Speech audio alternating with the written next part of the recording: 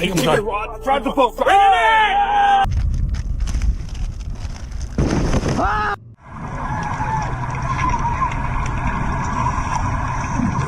This footage originally appeared on Two Turnt Tony's YouTube channel, a creator who built his following around outrageous, larger-than-life content.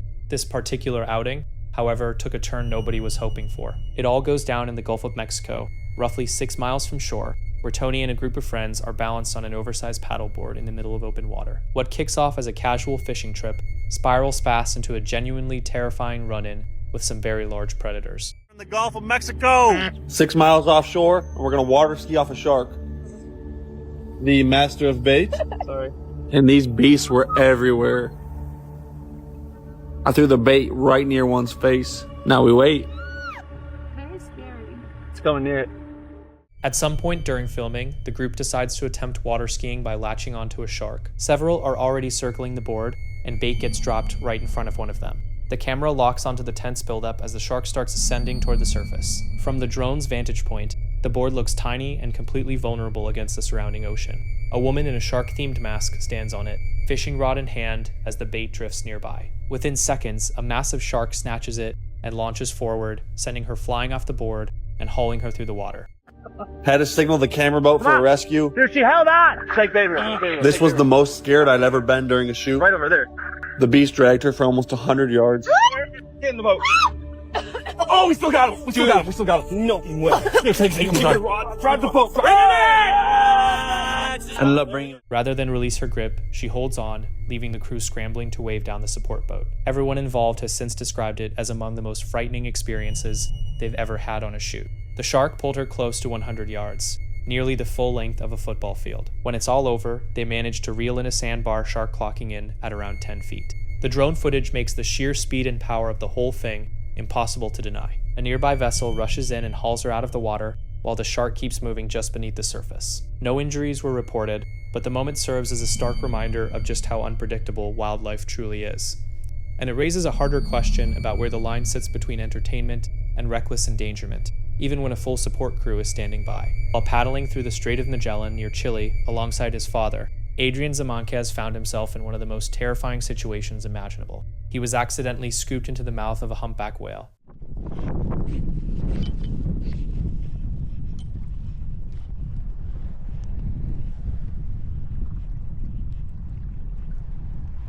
Hey!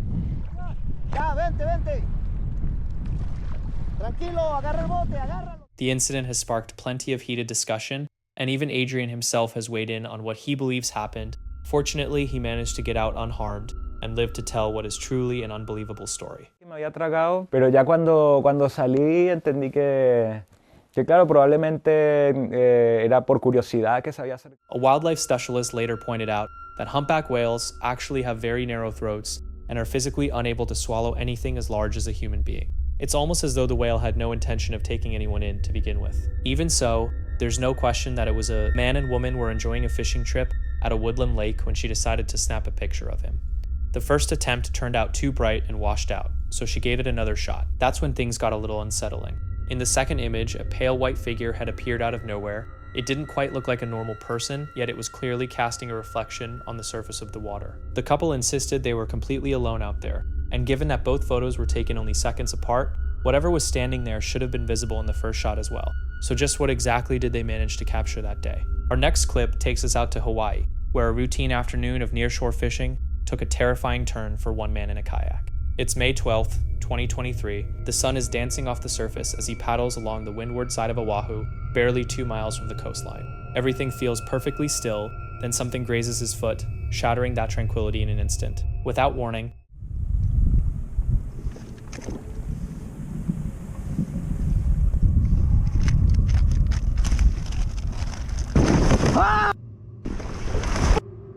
Tiger shark! Tiger shark ran me. Holy.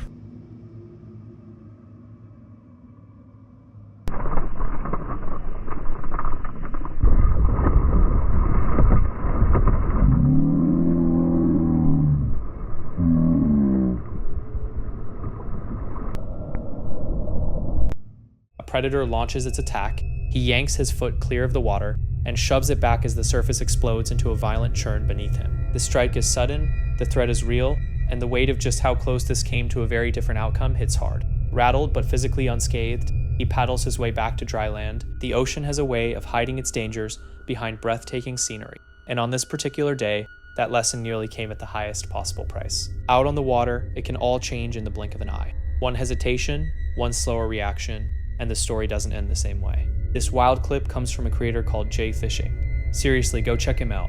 His content is super chill, just him out on the water reeling in some nice catches. The plan for this particular video was no different. Grab some friends, head down to an urban creek near the city, and have a relaxing day fishing.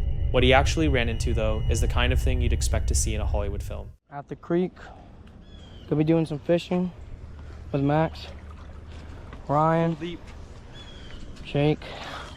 All right, let's get to it.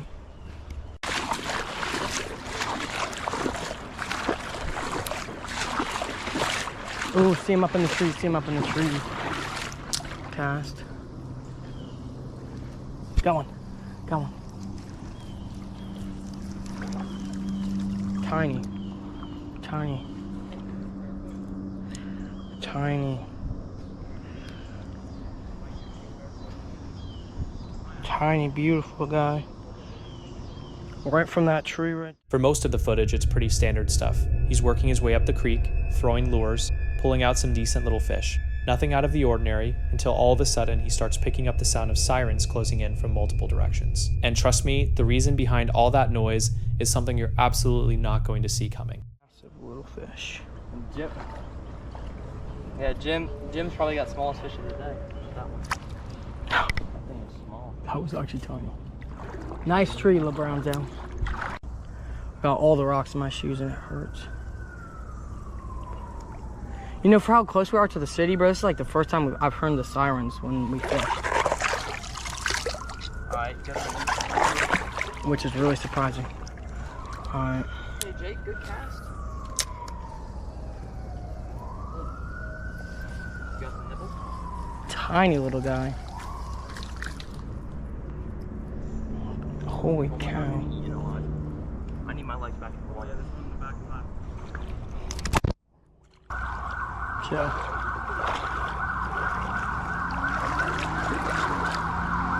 Oh my gosh. For sure on the path. Holy cow. Oh my gosh. Oh, there's a dude right there. Let's go. Let's go.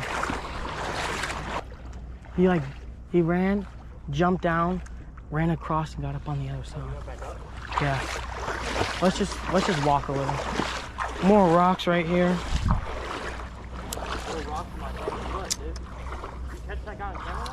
Got one. Yeah, low-key, I might walk like a little farther, bro. Yo, these bugs. This guy was hauling across the river like he had somewhere very urgent to be, clearly desperate to reach the other bank. Then the police rolled up, and suddenly the whole picture snapped into focus. Yo, are you looking for some guys? Yeah, we are. He just ran this way. We saw him on that water? Yeah, I have video of it. He went down there, ran across the water, and went back up, and he's probably somewhere up in this area. So he went that way? Yeah, he went that way. I have video proof of it. Alright, that's fine.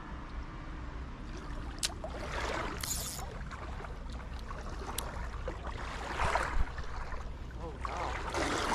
I see one on you. Bro, these bugs, they buffed the bugs, bro. I did not remember all these bugs, bro. Man, that's genuinely insane, actually witnessing a real-life police chase unfold right in front of your camera. What makes it even more interesting is that officers were apparently searching in a totally different area, and these fishermen may have inadvertently led them straight to the suspect. That said, situations like this can get sketchy fast. Someone fleeing from the law is unpredictable. They can turn on bystanders if they feel trapped, and you could suddenly find yourself as a witness, or in a much worse situation than that. Fortunately, things stayed calm here. The guy appeared unarmed and was purely focused on getting away. Whatever he was running from, nobody knows. But for these guys, what started as a quiet fishing trip turned into probably the most unforgettable outing of their lives. What do you think? Two guys were out on the river casting their lines when they pulled up something that absolutely defied belief. a colossal arapaima so enormous it actually dwarfed the boat they were sitting in. The sheer size of it left both men completely speechless, and honestly, you can understand why. This beast, widely known as the Amazon's river monster, holds a special place in Brazil both as an incredibly rare find and as a vital piece of the ecosystem. Coming face to face with one that size would shake just about anybody. During a dive near Brothers Island in the Red Sea, a group of underwater explorers suddenly went still as a shark glided uncomfortably close to the group. The animal started making slow circles around them, sizing up each diver one by one, while more than a few quietly hoped they wouldn't become its focus.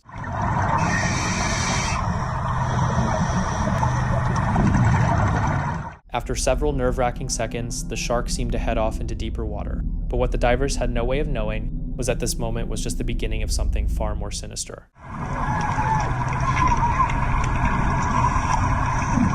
Should a diver ever find themselves on the receiving end of a shark bite, experts advise keeping a clear head, pressing firmly on the wound to slow blood loss, and reaching emergency medical attention as fast as humanly possible. Tragically, the full story of what happened after this footage remains unknown. The recording ends without warning, leaving the fate of everyone involved. Adventure Agents is a YouTube channel dedicated to fishing and survival content out in the wild. In this clip, the crew makes their way down to the shoreline for a spearfishing session, and just minutes in, one of them spots something alarming and calls out to the rest of the group. I got it. There we go. That's not good enough. Moray eels tend to keep to themselves and rarely start trouble, but push one into a corner and the damage they can do is serious. Their razor-sharp teeth and powerful jaws are built to inflict deep lacerations, and certain species even carry toxic mucus that can make those wounds far worse. Out in open water, something as small as a single bite can spiral into a genuine emergency in no time. Oh, get away from my head. Oh my God, it's my out. Even the most seasoned spearfishers have to keep their guard up at all times. One careless moment is all it takes to transform a routine dive into a desperate fight for survival against the unforgiving ocean. There's a clip making the rounds right now that has the internet completely shaken. It follows a solo sailor out on open water, just getting ready to make his way back to shore. The whole thing feels pretty relaxed at first, until he notices something off the side of the boat. This massive creature surfaces nearby. Long tail, sleek body, eyes that seem to glow. It moves in close, slow and deliberate, like it's sizing him up. Then, right at the peak of the tension, the footage just stops. Nothing, no explanation. Some people are convinced it could be some kind of sea creature science hasn't documented yet. Others are saying it wasn't just observing him, it took him, and whatever. In this next clip from the Riley Bowen Fishing Channel, the crew was out on the water back in August of 2024, when a sound brought everything to a sudden halt. This wasn't anything familiar, not a single thing they could place from all their time out in those woods. The skinwalker? You think? That was not a normal noise. Look at this angry little coot.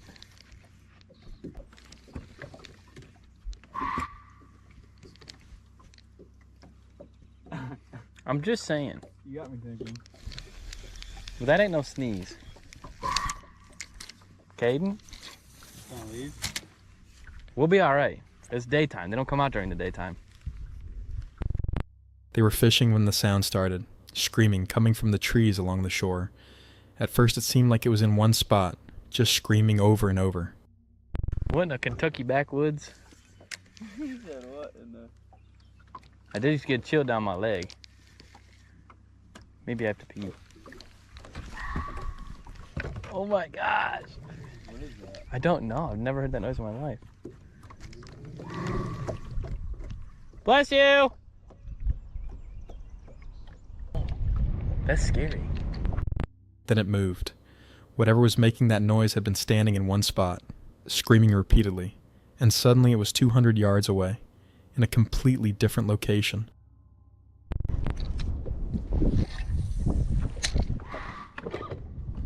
I'm hoping that you can hear this. Hear what? There's something screaming in the woods. Oh my God. Did you see that? Uh-uh. Like, actually, like, we stopped fishing and are trying to, like, look at this thing. I saw something move over there, but... Don't get close to it. We're not. Look up. We're far away from the shore. How is it all the way over there now? Dude, what is that? That's got... It's cooking. It just moved, like, 200 yards. It was just standing in one spot screaming over and over and over. It was over there, and now it's way over there. Is it a bird? Like a lady fake sneezing. Like just screaming. Get away from it. Go away. I'm not going towards that. Listen, I understand I'm a white person, but I ain't doing that. Hard pass on getting any closer to that. They put the fishing on hold completely, holding their position away from the bank and keeping their eyes locked on the tree line. When something is tearing through the brush at that speed while producing a sound you've genuinely never encountered before, the wisest thing you can do is stay exactly where you are and let whatever that thing is continue on its way. Out in the open ocean, a crew of fishermen found themselves in a heart-stopping confrontation with a blue marlin. See for yourself what unfolded.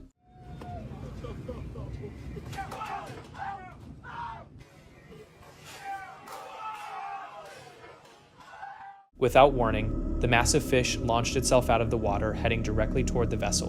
One of the crew members came within inches of being caught in its enormous jaws, narrowly avoiding the strike at the very last moment. The marlin crashed back beneath the surface, and miraculously, nobody sustained any injuries. It was an incredibly tense situation that could have turned tragic were it not for that fisherman's lightning-fast reaction. The whole ordeal left the crew rattled, though relieved to have walked away without a scratch. Angling Gorgon is a fishing channel following a crew of friends who spend their days on the water hunting big salmon and soaking up life out at sea. On this particular outing, everything began exactly as it always does. An early wake-up, a drive down to the docks, getting the boat in the water, and heading out to Buoy 10, one of the most well-known salmon fishing spots, right where the Columbia River flows into the Pacific Ocean. But somewhere in the middle of that trip, something occurred that turned the whole day upside down. See for yourself what unfolded. Hey! Hey! Hey! Oh my God!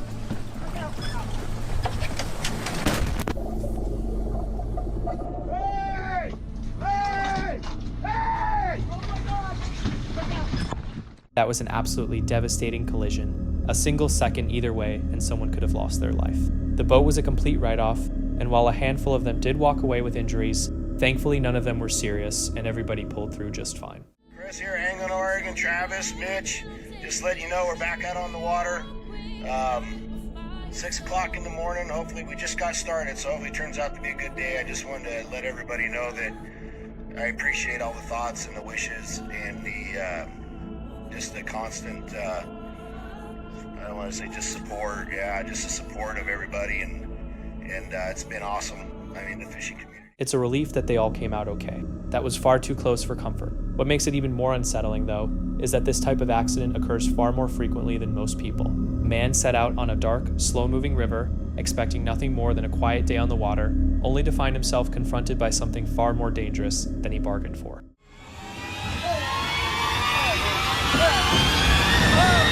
No matter what he did to drive it off, the snake kept coming, cutting through the water straight toward him. Then came the moment his worst fears were realized. The creature hauled itself right up into the boat. Stranded out on the river with nowhere to go, you can only imagine what was going through his mind. Here's how he managed to handle it. On a bright, sunny day at the beach, one man's casual exploration of the shoreline rocks led him to something he wasn't expecting.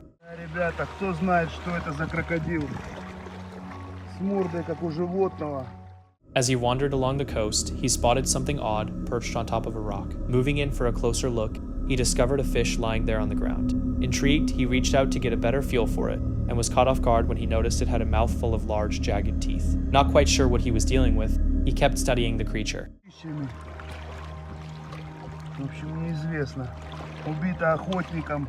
What hadn't crossed his mind was that this was a Logopcephalus scrolotus, better known as the silver-cheeked toadfish. It belongs to the Tetraodonidae family and is an extremely toxic species. Infamous for its group of friends was out on the open water enjoying a peaceful day of fishing when something completely out of nowhere unfolded that had everybody screaming in disbelief. Just jumped into the fucking boat! Okay, watch out. Dude, you're not going to believe this. That shark just launched itself straight into the boat. Holy crap! Jumped out of the freaking water into the boat! Oh my God. Holy shit. You smoked me in the fucking... Are you okay, bro? Holy shit. Holy shit. He jumped right over me. He jumped over you, bro. Oh my God. Bro. Holy shit. Was this what you were fighting the whole time? Yeah, it had to be. No way. No, I just got it and it jumped out of the water. You ate my fish and then ate your fish and then jumped into the freaking boat. Okay, I'm not touching that thing. No, dude, we're done. We're done. We're done. Did you lose the rod? The fish? Dude, it knocked the trolling motor back into the water. Your rod is gone? We have 2 rods are gone.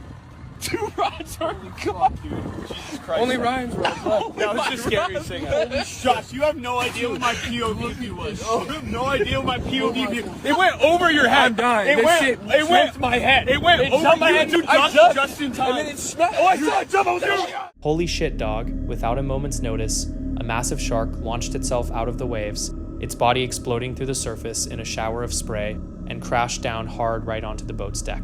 Pure pandemonium broke out instantly, yelling, splashing, and total shock all at once. And yet somehow, not a single person on board suffered so much as a scratch. So here's a question for you. If a shark came hurtling into your boat out of nowhere, what exactly would you do? This pair had spent the day casting lines at a secluded woodland creek, just the two of them enjoying the stillness. They took a quick snapshot, nothing more than a little keepsake from a relaxing afternoon, but what showed up in that image was far from relaxing. Partially hidden among the trees stood a figure dressed head to toe in dark clothes, a white mask covering their face, silently watching. Not once during the entire day had the couple noticed another soul nearby. Luckily, the situation never escalated. They made it out of those woods without incident, but that photograph haunted them long after. Just what was someone in a getup like that doing lurking out there? And what exactly did they have in mind? This disturbing footage was captured along the coastline of the Philippines, and it was never meant to reach the eyes of the general public. A group of locals had unknowingly pulled a bizarre creature up in their fishing net, and you can see them struggling to hold it down.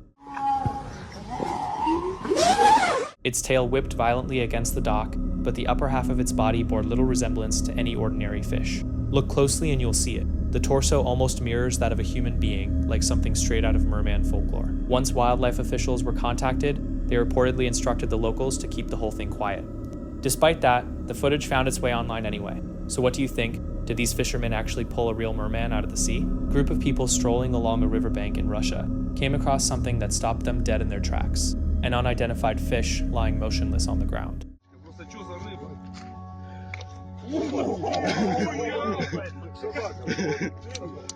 They moved in carefully, forming a circle around the bizarre creature. Someone reached down to poke it and got the shock of their life when it suddenly lurched. It was very much alive, and the group could barely believe what they were seeing.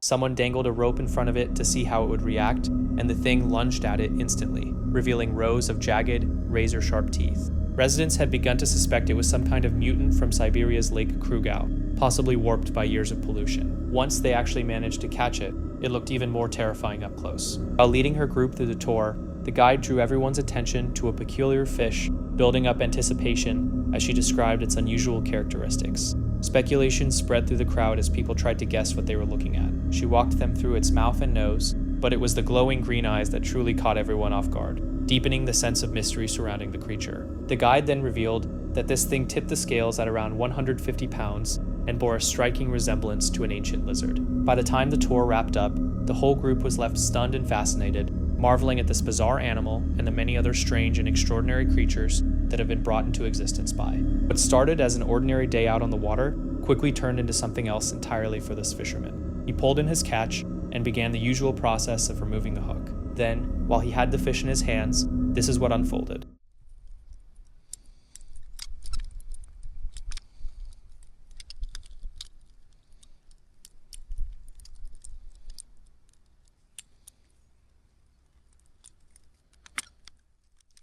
Oh! Oh my god! Oh my god! Oh my god, bro. There's a fucking snake crawling out of the fish's mouth, bro. Oh my. A snake, very much alive, came wriggling straight out of the fish's mouth. The fish had swallowed it not long before, yet somehow the snake had made it through completely unharmed. Safe to say, nobody saw that one coming. A bunch of kids were out having a relaxed afternoon on a hiking trail when something completely out of nowhere caught them off guard. Run, run, run!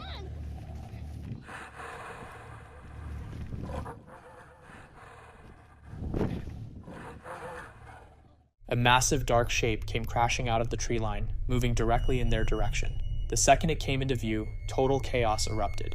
Luckily, everyone got away without harm, but the mystery hasn't gone away. What exactly was bearing down on them? Could it have been some sick joke pulled by a stranger? Or were these kids genuinely fleeing from something they couldn't explain?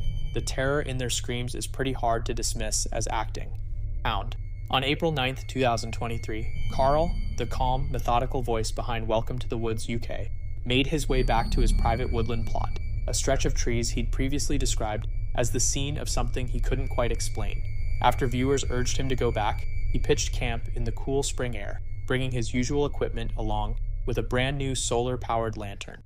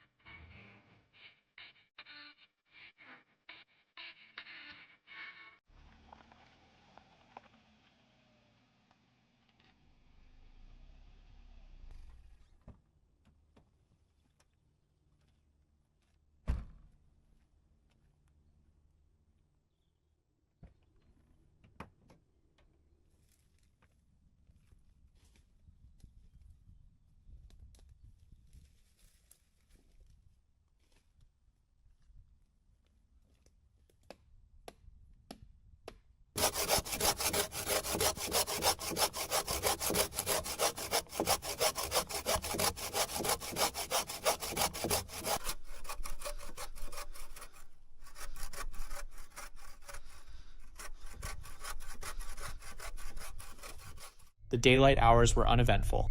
Carl prepared a meal, wandered the grounds, and chatted about his kit, while the setting sun drenched the tree line in warm amber light. Then, mid-dinner, something odd caught his attention. A twig appeared to sail through the air just above him. It may have been completely innocent, or it may have been deliberately launched in his direction.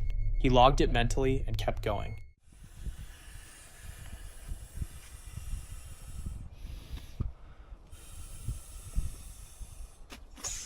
You can imagine, with it being inflatable and fully waterproof, I think it's like IP67 or something like that, it can put up with snow, it can put up with rain, it can put up with pretty much everything you throw at it. And that chucks out quite a lot of light, really, to be fair, and that lasts for hours. Not sure exactly how many hours, I've not tested it yet, but that's my blanket just falling, don't worry. Yeah, a couple of different light settings. Obviously flashing, good for reading and everything else, and obviously it can keep you charged. As darkness closed in, so did a creeping sense of unease. Somewhere around 1 in the morning, sharp cracking noises began cutting through the silence. Branches giving way, twigs snapping underfoot. Carl went rigid, ears straining. The sounds had a pattern to them, brief bursts followed by stretches of quiet, as though something in the dark was moving with intention, or simply watching. 1 in the morning, same as last time, I keep on hearing like branches or something getting thrown.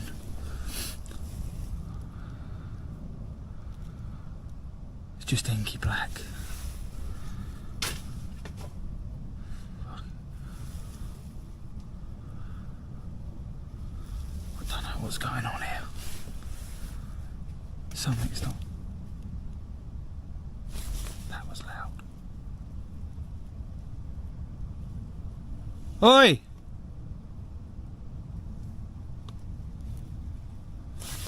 One second, I want to get out. Honestly, every time I come to this poxy woodland, thinking about it though, I have just had a good 10 minutes walking about. I shouted out.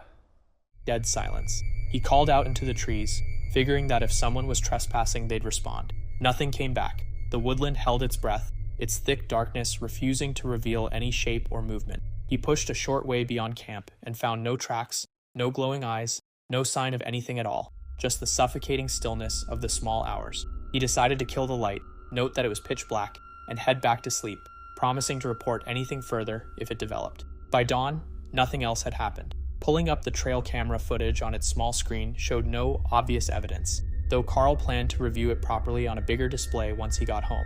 Whatever had been moving out there had left no clear mark, at least none that he could find. Had that funny happening during the night, but I'm just having a look at the trail cam footage, see if there's anything on here.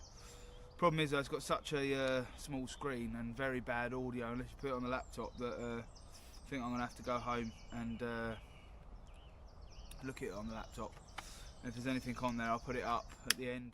So what was it? A trespasser who slipped away before being spotted? an animal behaving with strangely deliberate precision, or something that defies easy explanation altogether. As one commenter summed it up rather well, there is genuinely something lurking in the woods. For Uncle Reggie, spending time in the outdoors was second nature. He'd set up camp on his own property more times than he could count. But on June 26, 2025, he decided to take things to a whole new level. His first ever solo venture deep into the wilderness. No familiar faces, no recognizable terrain, just endless miles of solitude, one seriously overpacked bag, and a gut full of anxiety. Backpacking, solo camping, hiking up a whole mountain.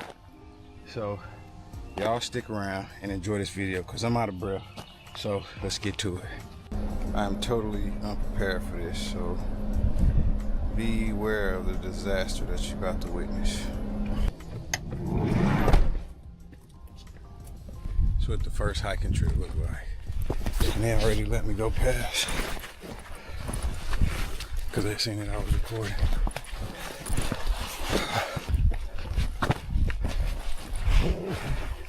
There we go. That's what I was looking for.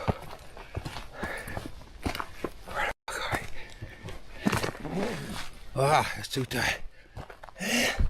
Shit. Nigga, help me. All right. I did not properly think this through. I was going through some stuff. Right from the beginning, nothing went according to plan. His gear weighed him down, an oversized sleeping bag made every step a struggle, and his fire-starting kit gave out exactly when he needed it. By the time he finally coaxed a feeble flame to life, he was completely spent. Huddled beside the fire, Reggie came clean to the camera. This whole experience was nothing like he'd imagined it would be.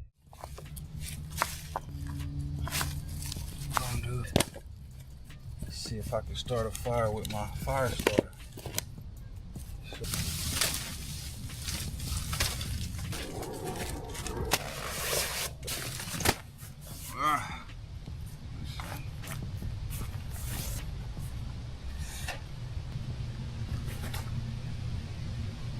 What? The damn thing broke. Damn. This is not ideal. Then the sound started. At first, it was barely noticeable, just a soft rustling somewhere among the trees. But as the night deepened, those sounds grew more intense, moving closer. Reggie tensed up, his voice barely steady as he told the camera, "I've never encountered anything like this." The fire flickered against the surrounding darkness while he kept his means of protection right within reach. I got my protection right up under my legs. I ain't taking no chances on nothing. So that's just me. And whenever I went and got some firewood a while ago, I didn't have it on me. And that was not a good feeling. So just for my comfort, I gotta have something close by, like within reach. So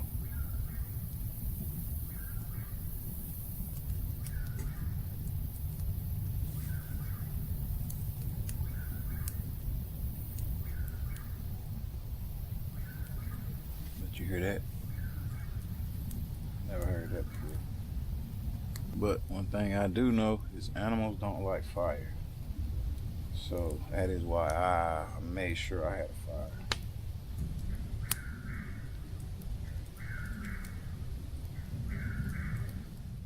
But whatever lurked out there showed no sign of moving on. The noises continued circling, shuffling, creeping a little nearer with every passing moment. Alone and running on empty, Reggie did his best to keep it together. "If something goes down," he murmured, "it's all going on camera."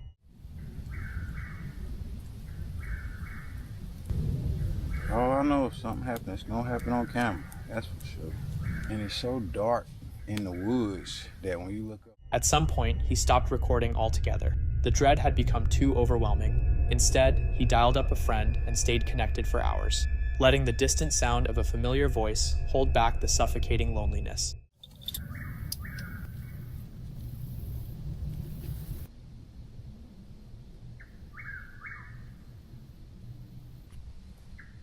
Can somebody please help me figure out what that is?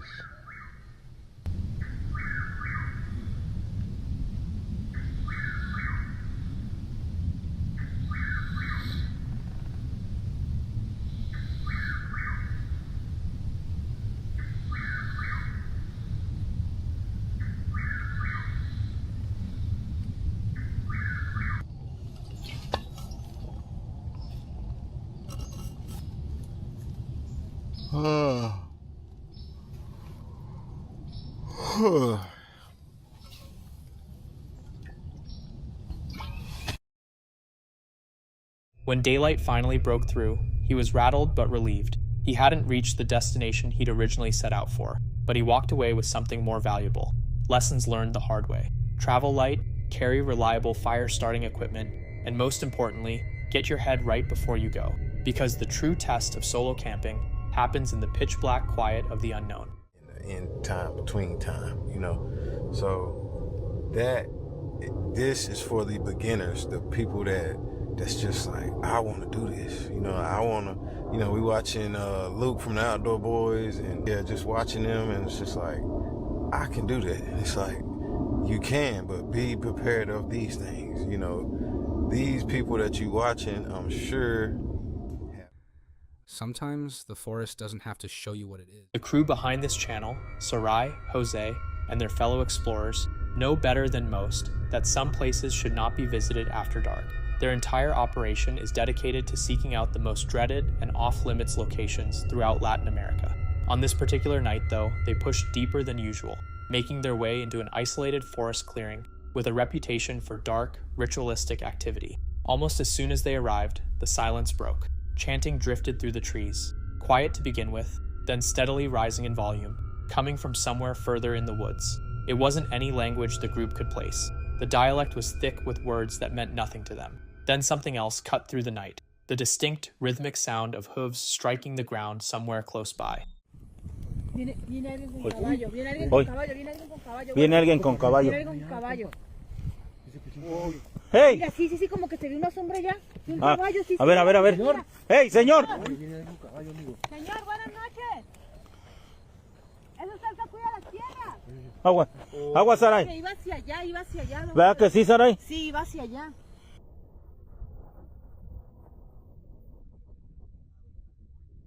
Sí se escuchó, pero como que iba para allá, pues. El charro negro, ese anda en caballo, hija. ¿Tú crees? Sí. Pero ¿y ese ruido parece indígena? Oye. Parece como de una tribu indígena. Sí, hija.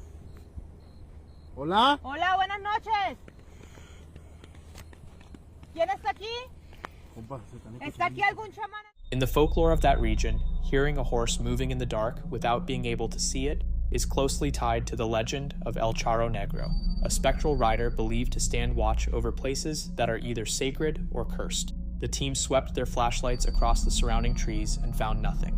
Still, the chanting kept drawing nearer. They called out into the blackness, asking whether anyone was out there. Silence answered them, briefly. Then came the movement, dark shapes cutting between the trees, quick and deliberate. These weren't animals. Whatever was moving out there had purpose, and it was closing in fast. Jose muttered that they might have stumbled into the territory of brujos, witches or warlocks, guarding something they weren't meant to find. That's when things escalated dramatically. Amigos, miren por ahí se ven las bolas de fuego ahí. Mira, ya cayeron. Dos bolas de fuego, güey. Eran dos bolas de fuego, güey, cayeron. Dios mío. Compa, vienen por nosotros, compa.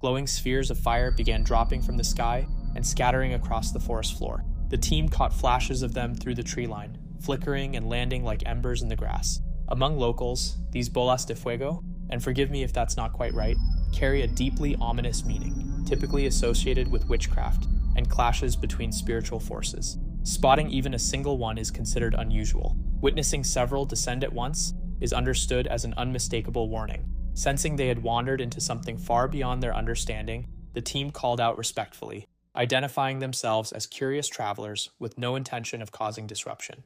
The energy surrounding them didn't soften. If anything, it pressed in harder. Everything shifted when Sarai picked up on something that stopped her cold. Eres un guardián, ¿verdad? ¿Qué es lo que quieres, brujo? ¿Qué quieren? Mira el de gris, ya salió. Ahí viene el de gris. Mira, mira, mira, mira, mira.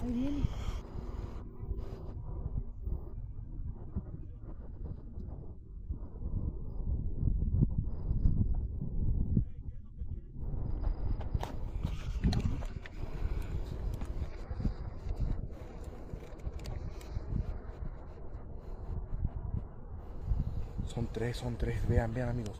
Son tres brujos nos están esperando allá. Pero no quieren que lleguemos hacia el lado. ¿Qué quieren, brujos? ¡Déjenos pasar! A ver, vamos acercándonos. Mira, como que... No vamos a interrumpir nada de lo que ustedes están haciendo, solamente queremos como poder que pasar. manda sobre ellos es el de gris, amigos.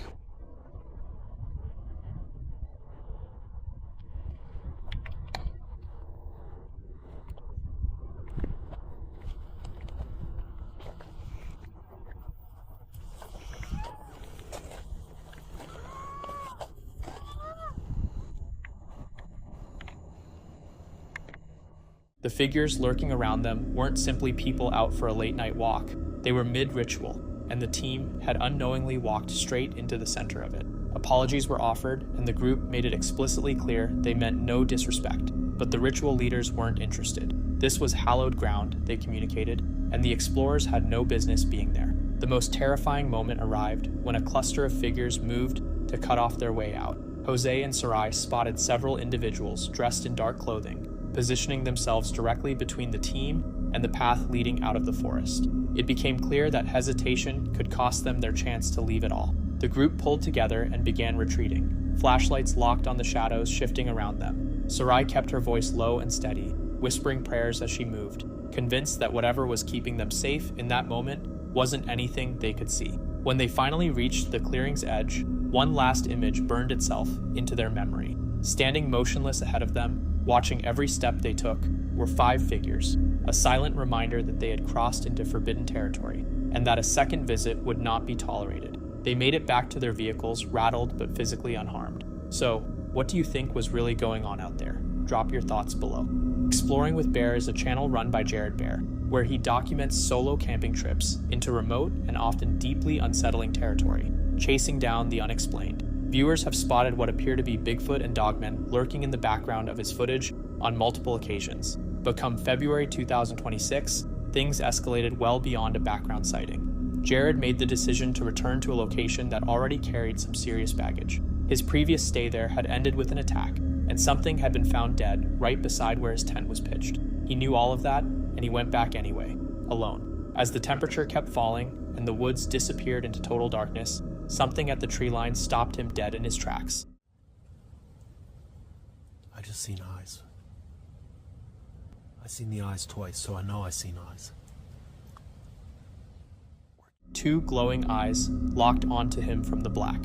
What made it especially chilling was the complete absence of any nearby light source. Nothing that could produce a reflection, nothing that offered any rational explanation for what he was looking at. He stayed inside the tent and tried to hold it together. Then something happened that made staying calm completely impossible. That's somebody walking. Footsteps. Not distant, not some animal wandering past. These were right there, circling the tent in a slow, measured way, as if whatever was outside wasn't in any hurry. Then, without a single second of warning, the night was split open by a massive crash directly outside the tent. Loud, violent, and immediate. Hello? And then the tent moved. No, I'm armed. Something made direct physical contact with the fabric from the outside. At that point, Jared had no choice but to announce he was armed, hoping that would give whatever was out there a reason to reconsider. He was now sitting inside a thin sheet of nylon in complete darkness, with no idea what had just happened inches from his face, and no way of knowing whether the thing responsible was still right there waiting.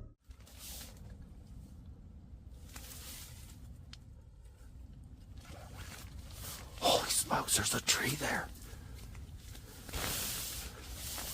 There's a tree. There was just a tree thrown there. Okay, we're going to the... He pushed himself to unzip the tent and check. An entire tree had come down and landed squarely on his campsite. Not nearby, not in the general vicinity, but right on top of it, almost as though it had been placed there with intention. That was the moment he was done. He grabbed his bag, abandoned everything else, and sprinted to his truck. Still shaking on the drive out, he admitted that for a solid 10 minutes back there, he had genuinely thought he wasn't going to make it out alive. Whatever had been moving through those woods that night, animal, human, or something that resists that kind of easy classification, it had zeroed in on him at that same spot once before, and it had no trouble finding him again. Something is right over there. It's doing the same thing it did last time I was here. One moment there's nothing, and then right next to you it sounds like there's footfall or something. Whatever it is, it's just right up there. Did you hear that? Can you hear it? Whoa! Back in May of 2020, a YouTuber who goes by Exploring Intuition made a return trip to Dead Man Hollow in southern Ohio, a location he had visited before with deeply unsettling results. That first experience had left him rattled, and he couldn't shake the feeling that what he'd gone through was more than just coincidence. Dead Man Hollow is notorious for its thick woodland, strange rock formations, and an eerie silence that seems to swallow everything once the light fades. The area has carried a reputation for paranormal strangeness for years, though some believe whatever lurks there is something altogether more tangible. During his initial visit, he had rocks hurled at him from somewhere out in the dark, and afterward, a number of viewers suggested he might have crossed paths with a Sasquatch. Wanting real answers, he headed back in, this time with plans to push further into the forest and stay through the night. I'm back here at Dead Man's Hollow in southern Ohio. If you watched the previous video I made here, you'll know that some pretty creepy things happened to me once the sun went down. So today I thought I would come back and give myself a little more time to get back there and let you guys see what it looks like in the daytime. There are some pretty cool rock formations that I want to check out. And if everything goes according to plan, we'll camp out for a little while until the sun goes down and we'll see what happens. So you guys want to stay tuned for that. All right, just coming in, I can already see that there is a tree down. And I hope this is not a sign of things to come. We've had a lot of storms here in the area lately, but it's already going to be quite a trek, and things like this are only going to make it more difficult. So let's see how it goes.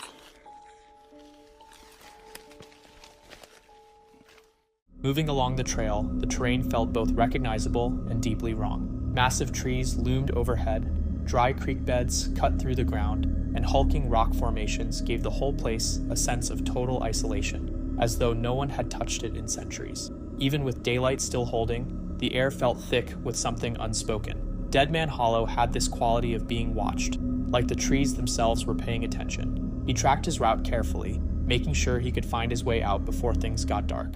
Here, even in the daytime, really just kind of have the feel to it.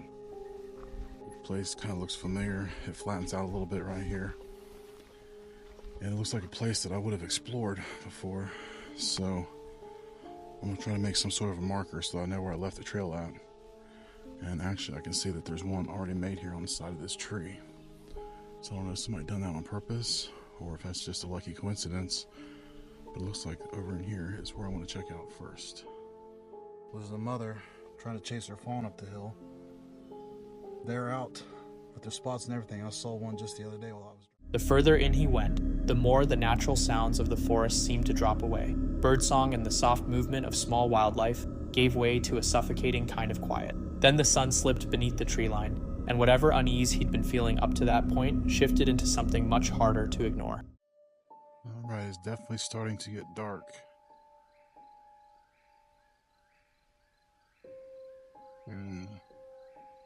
Thought I heard something coming this way, but it stopped. No, there it was again. It's on the other side of that road this time. Seems like tonight that's where the action's at. I'm gonna walk over this way, check it out. Sitting at his campsite, the night felt unnervingly still. The wind had died completely, and the ambient sounds that normally fill a forest at night had simply vanished. Then something stirred out in the distance. It began as a barely perceptible rustling, easy to dismiss, but then came a sharp crack, the unmistakable sound of something large putting its weight down on a branch. He went completely still and listened.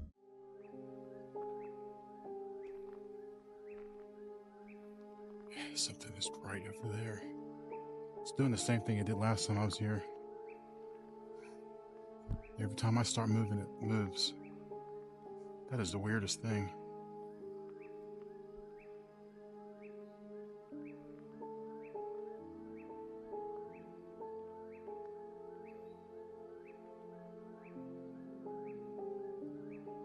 I can hear it moving in there. I can't hear anything over top of that whippoorwill. That doesn't sound like a buck to me. A buck would have just moved on or ran across by now or something.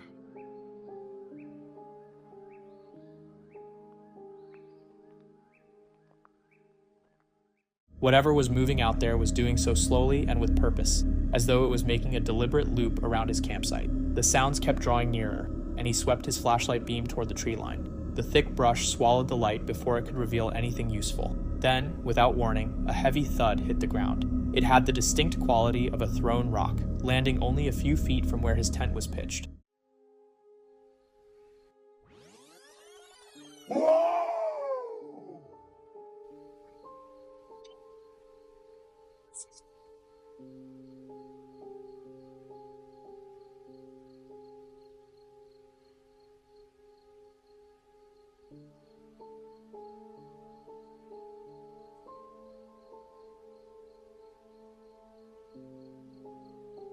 That is so crazy. One moment there's nothing, and then right next to you it sounds like there's footfall or something.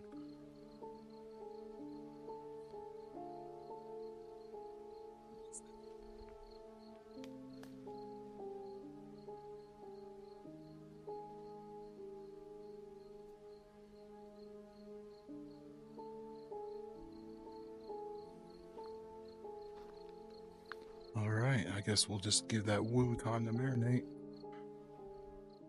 His pulse surged. Was this a repeat of what had happened on his first visit? Was something out there keeping tabs on him again? For what felt like much longer than it probably was, the disturbances kept coming. Heavy footfalls just beyond the trees, the occasional sharp snap of a branch breaking. Yet nothing ever stepped into view. He held his ground despite the fear building inside him, intent on capturing whatever he could. Eventually, as the night wore on, the activity tapered off and left him sitting alone in the dark with nothing but his own thoughts. Now, and I gotta admit, this is kind of one of the freakiest times for me, waiting to leave. But the park's going to close here in about 20 minutes, and I want to get out of here.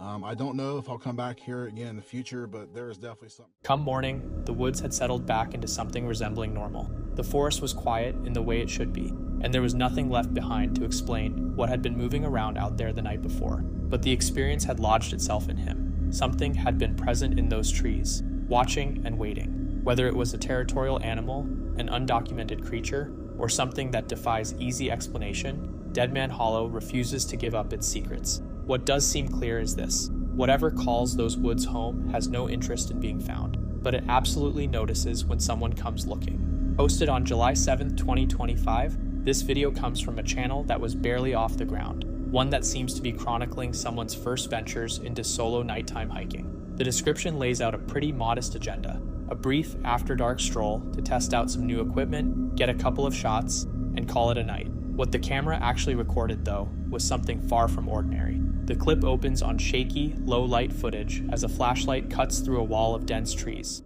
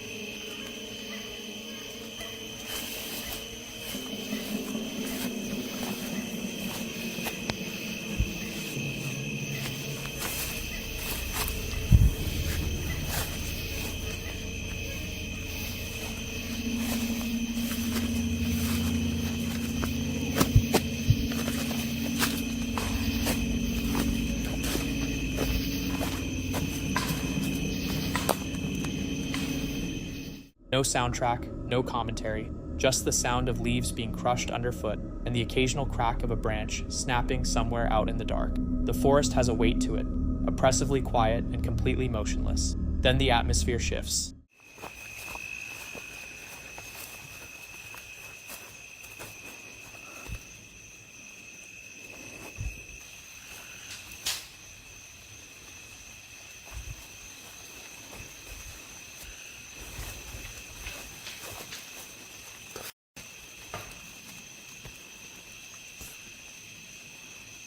Just gonna make more of that.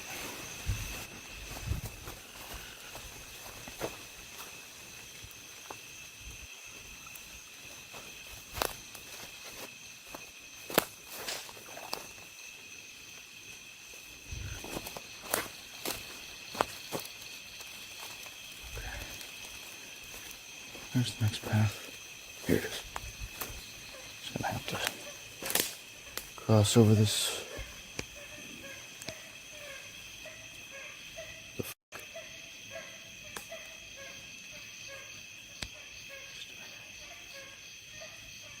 There's something. I'm just scared, guys.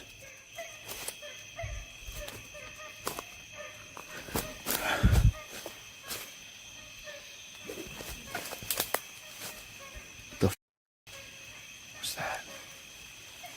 Okay. Strange. Definitely hearing things. A set of reflective eyes emerges from the edge of the flashlight's reach. Distant, faint, but impossible to dismiss. Whatever it is doesn't budge. Not a sound, not a flinch. It just stays there, standing upright, staring back. The person behind the camera doesn't try to get closer or zoom in. Instead, they murmur into the dark, clearly trying to make sense of what they're looking at. In the video description, they later called the shape humanoid. Tall, completely still, and strangely out of proportion, unlike anything they could confidently identify as an animal. Rattled, they back away, and the clip cuts out not long after. What makes this footage so unsettling isn't only the subject itself, it's the way it was captured. No theatrical buildup, no cuts, no manufactured tension, just unfiltered video from someone who walked into those woods, expecting absolutely nothing unusual. Could there be a simple answer? A prankster, a fellow hiker, an animal framed at just the right angle? Sure, it's possible, but the vertical stance, the dead silence, and the complete absence of any reaction don't line up neatly with any of those explanations. There's no conclusion here, at least not yet. The creator did mention in the description that they intend to go back and look into it further, though whether that actually happens is anyone's guess. For now, we're left sitting with one question. If you were out there alone and your light landed on something like that, would you hold the camera steady and keep recording, or would you already be gone? The next chilling video comes from Brothers Wild, a YouTube channel out of the UK that centers around wild camping, outdoor adventures, and life in nature. The two brothers behind the channel typically head out into the wilderness to camp, cook, and decompress, with their content mixing genuine camping know-how and unfiltered, laid-back banter. Think wild swimming, open fire cooking, and bushcraft-style setups. It's September 5th, 2023, and the Brothers Wild duo are out in Urbistock, near Wrexham in North Wales, doing exactly what they do best, a classic wild camping and cooking session. Steak, whiskey, a dip in the river, the full relaxed in nature experience. The location is a gorgeous, tranquil riverside spot that looks like the ideal place to spend a quiet night beneath the stars. That is, until everything takes a sharp and deeply unsettling turn. As darkness falls, and the two settle around their campfire with their food, the atmosphere begins to shift. A man accompanied by a dog wanders in, spouting off about conspiracy theories, uncut diamonds, dinosaurs, and mysterious people lurking somewhere in the surrounding woods. It starts off feeling merely odd, but it quickly crosses the line into something far more sinister. Later that same night, they catch sight of a shadowy figure crouched just a few meters away among the trees, completely motionless and silently staring in their direction. No noise, no movement, just watching. The fire is nearly out, it's pitch black, and this stranger is just standing there in the darkness. The two campers are gripped by panic, hastily pack up their gear in the dark, and flee the woods, fully convinced the earlier visitor had come back and was now stalking them. I was hoping to get the full footage there so we could have a little speed up shot, but it went out.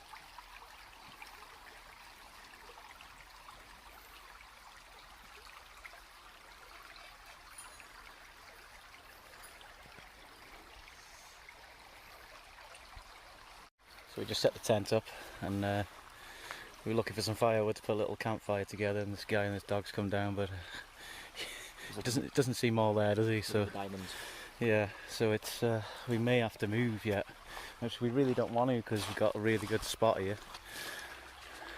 like really nice. The sun's just going down over here, but yeah, we'll see.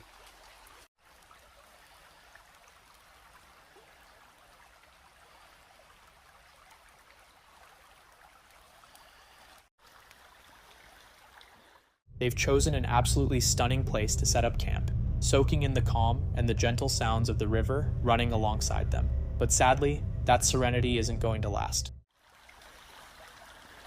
Kind of work.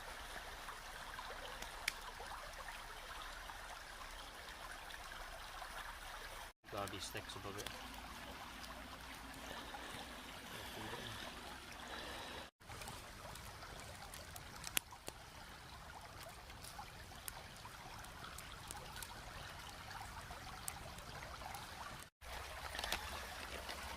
So we're sitting here now and we're debating whether we should pack up or carry on, because that guy was a bit weird, wasn't he? Well, he basically said, I come down, he came down, he was talking about all this random mad stuff, apocalypse and all this stuff, and then he started looking for diamonds in the water and said that the dinosaurs and the fact that he comes back here every night at 4 a.m. And he said he comes here he stays here till like 4 a.m. Now he was asking questions like, are we staying here all night? And so it's a bit iffy, you know, if he pisses off now and comes back with a load of lads. And the last thing you want to do is be drinking whiskey, fall asleep, and then have 3 men just turn up randomly, and you know, we don't know what their intentions are, do we? But at the moment everything seems okay, so we're just going to chill here for a bit longer, and no one comes in the next hour, and crack on, innit? Yeah, we've had some foxes screaming at us again. Yeah, more foxes are there, but we're not scared of the foxes. We're more scared of people than anything else in the wild, like, so we'll see how it goes. We're having a whiskey now and having some honey roasted peanuts next to the fire, so that's it's going out like, but well, yeah, we let it go. Yeah, so we'll keep you updated. See you in a bit. Nice fire there, isn't it? Mm-hmm. There, bro. What's over there? Huh? What's up there?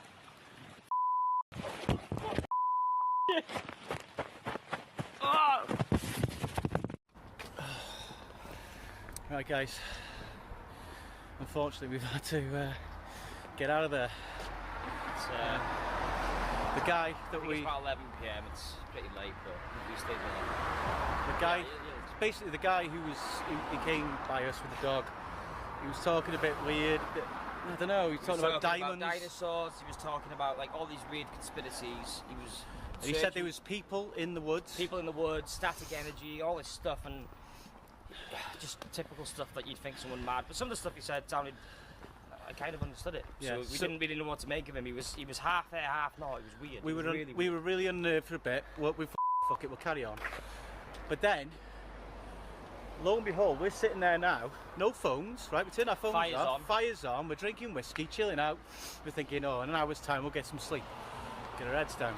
But then I started filming a video. He was filming a video, and there was a shadow, right? And we thought, no way, right? And there was somebody there, standing there, or sitting there. What was he doing? I don't know, like he was by the trees anyway, crouched down, watching us. And I don't know how long he was there. It had to be that guy. It couldn't be nothing else. It had to be that guy, because we're not scared of anything like. But it was probably him. He was just literally crouched down about 20 metres away, probably a little bit less, and he was just staring at us. Not a fox, not a sheep, nothing like that. It was an actual person. We were joking about stuff as well. We were joking about it all night, but then he's going to come back, and that was a bit. Do we stay? We don't know his intentions out. He seemed harmless enough. It had to be that guy. Literally, as we're talking about it, there's a guy staring at us. So yeah, so it's freaked us out. Definitely not an animal. 100% we ran off. Person This person's ran off into the woodland. We packed up and he's down in the woods, pitch black, on his own.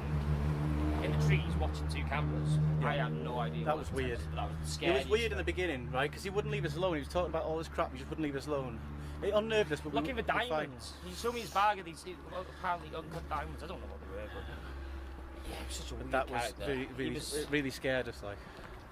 So we quickly packed up. We don't know if we left anything.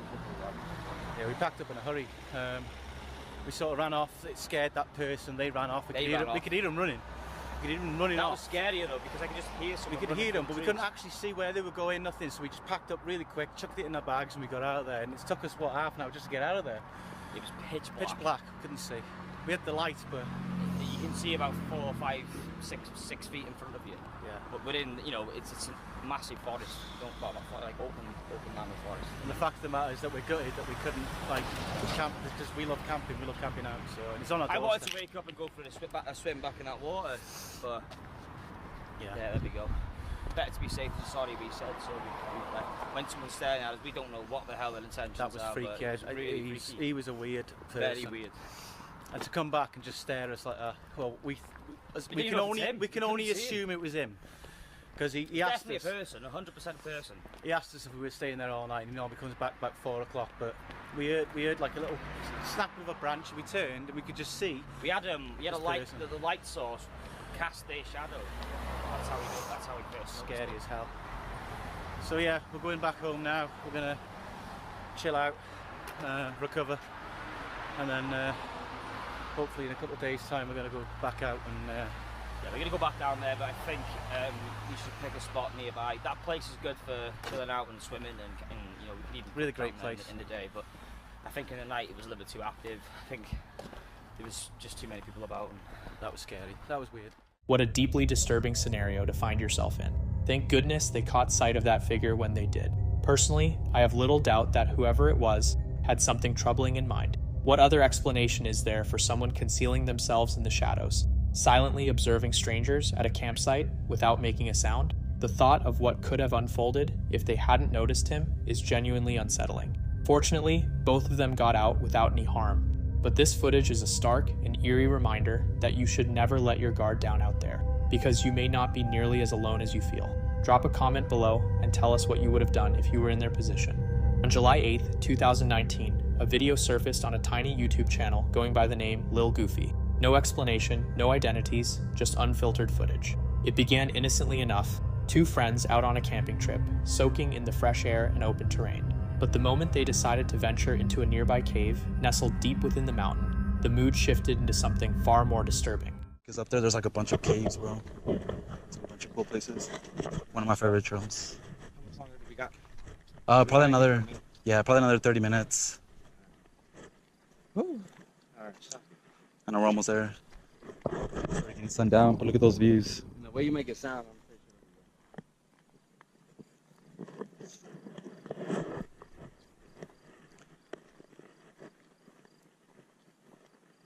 Yeah.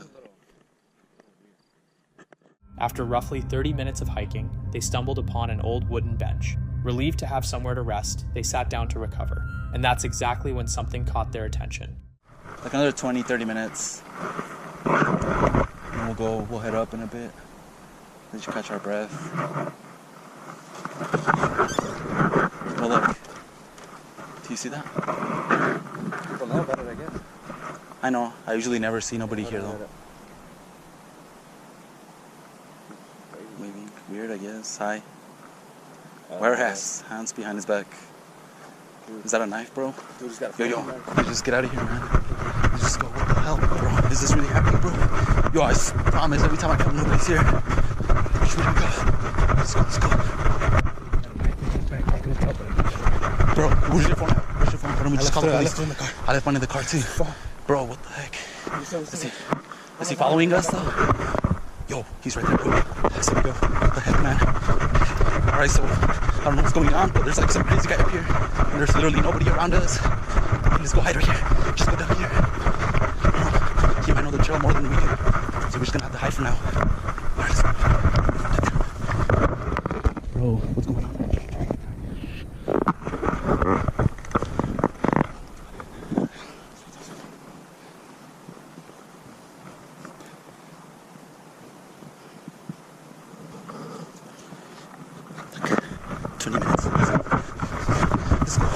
guys. Oh my god. Go.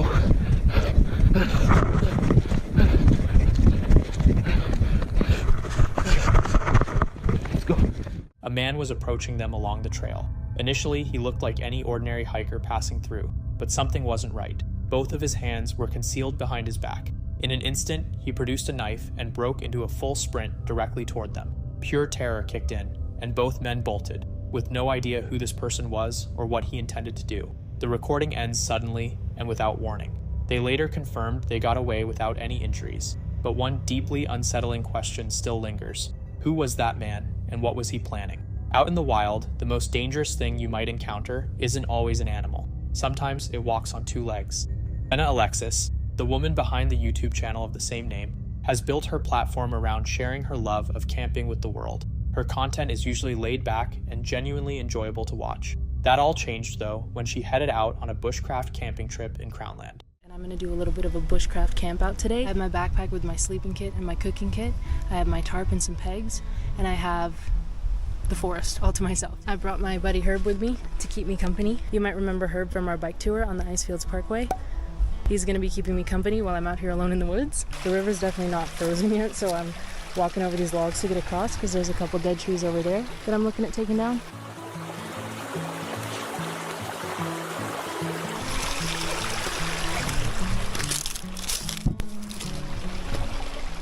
She got to work setting up her shelter, and once that was done, she settled in to unwind for the rest of the day. That's when everything shifted. A man in an SUV rolled up right next to her campsite and just sat there, watching her.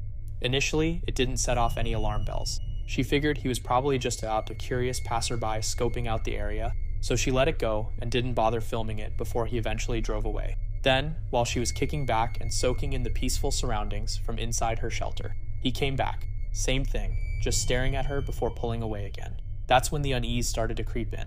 What made it even more unsettling was that he came around a third time and did the exact same thing all over again. That was the moment it clicked for her that something wasn't right about this guy. She didn't waste any time. She grabbed her gear and got out of those woods.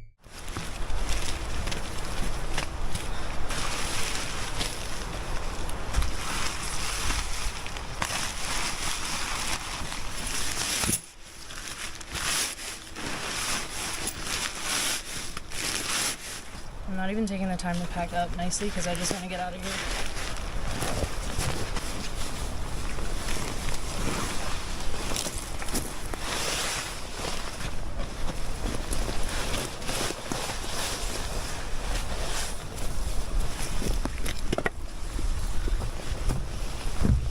Okay, goodbye to the campsite that once almost was.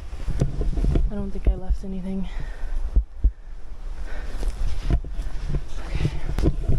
Barely got everything in my bag because I didn't fold everything properly. I'm just trying to get out of here. I have half my stuff in my food bag. It's gonna be okay. He's not here right now. This is where he pulled out to, and he literally took a look at me and turned around and pulled out. But I know it was the same car. It was like a white SUV with a bag over the back of his window, and he turned around and I saw that same bag. So yeah, I'm fucking out of here. Even if that guy didn't mean any harm and he was just trying to camp here, I don't like when somebody knows where I'm camping when I'm by myself. I want to be hidden and unseen, and I don't want some man to know that I'm alone in the woods.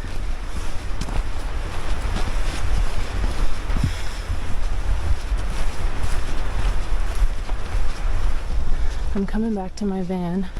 Okay. Back of the van. That was a mad dash.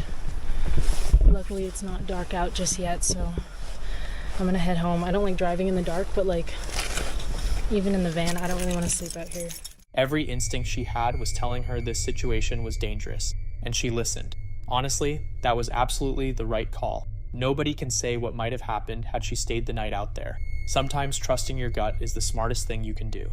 Thus, the YouTube channel, sort of interesting, helmed by Dan Brown, typically celebrates the gentle wonders of the natural world. Riverside dinners, starlit camps, and a genuine love for the outdoors. But one particular evening, a video he captured would serve as a stark reminder that even the most serene environments can conceal something deeply unsettling just out of sight. The night started out promisingly. Dan arrived at a tucked-away spot along a river, a location that felt well concealed in spite of its proximity to a busy walking trail. How good is this little area here? Nice and open, a good amount of flat space, somewhere that there's an unbelievable amount of people walking around. Even now, it's nicely sheltered, especially well hidden and camouflaged when you come down to waist height and below. He discovered a flat, sheltered patch hidden behind trees and fallen timber, and left some of his equipment there to travel lighter as he made his way down to the water's edge for dinner. I swear 2 people have already been within very close proximity. I don't think they've seen me, because why would they? They would even look in here for someone. But I'm being very... As he got comfortable, he couldn't help but notice how many other people were still in the area, more than he'd bargained for. That low-level feeling of being out in the open planted an early seed of anxiety in what was supposed to be a peaceful night. There is definitely somebody about here. Yeah. So you might be able to see there's... Later on, once his bivvy was set up, that anxiety only deepened. Strange sounds reached his ears, and distant torchlight flickered through the dark, prompting him to carefully go and investigate. Okay, things have gone a little bit wrong at the moment, but I'm still quite upbeat about the situation. Nothing serious, but quite comical. So I thought I'd go out and have a look at what was going on around in the main walk-in area, because there were a few torches going by and there'd been some noises and rustling in the woodland that I didn't think anybody would be in. So I thought I'll go out and just have a nose around. So you might have seen that little glimpse of lights that were heading towards me. As I was focused on them way across a field or two, I almost jumped out of my skin because a dog walker came down behind me. So in a bit of a panic, to make sure they didn't think that I was milling around in that particular area, I had to immediately start walking in the exact... While he was keeping an eye on a light moving through a faraway field, a dog walker materialized directly behind him without warning, sending him scrambling in the opposite direction from his camp. Not only was he now exposed, but a creeping dread had already begun to take hold. Spotted. Right, I'm trying to keep calm and keeping calm. I'm almost too scared to breathe here. I think a dog or something just came in. Oh, that's right, they're looking straight at me. Right, I'm trying not to panic. Back within the relative shelter of his bivvy, things took a genuinely frightening turn. He was snapped out of a shallow sleep, not by a faraway light, but by the sound of something crashing through the undergrowth right outside his camp. His pulse surged as the horrible realization set in. Someone or something had found him. A beam of light was now aimed directly at his position. Doing his best to hold it together, he watched the light stay locked on him and called out a quiet hello into the night, hoping for some kind of innocent explanation. What came back was nothing. No voice, no movement, just silence. Then the light clicked off, swallowing him in darkness and leaving his imagination to run wild with every frightening scenario about who was standing out there and why.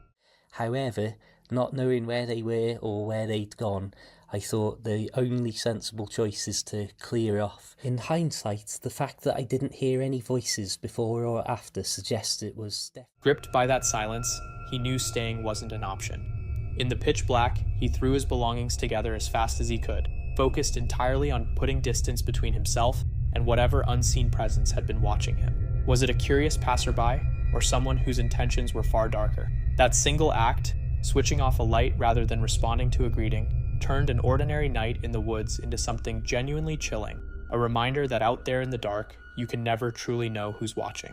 A van lifer who goes by ads was sleeping at a motorway service station near Prague when at 3 in the morning, he was jolted awake by something terrifying.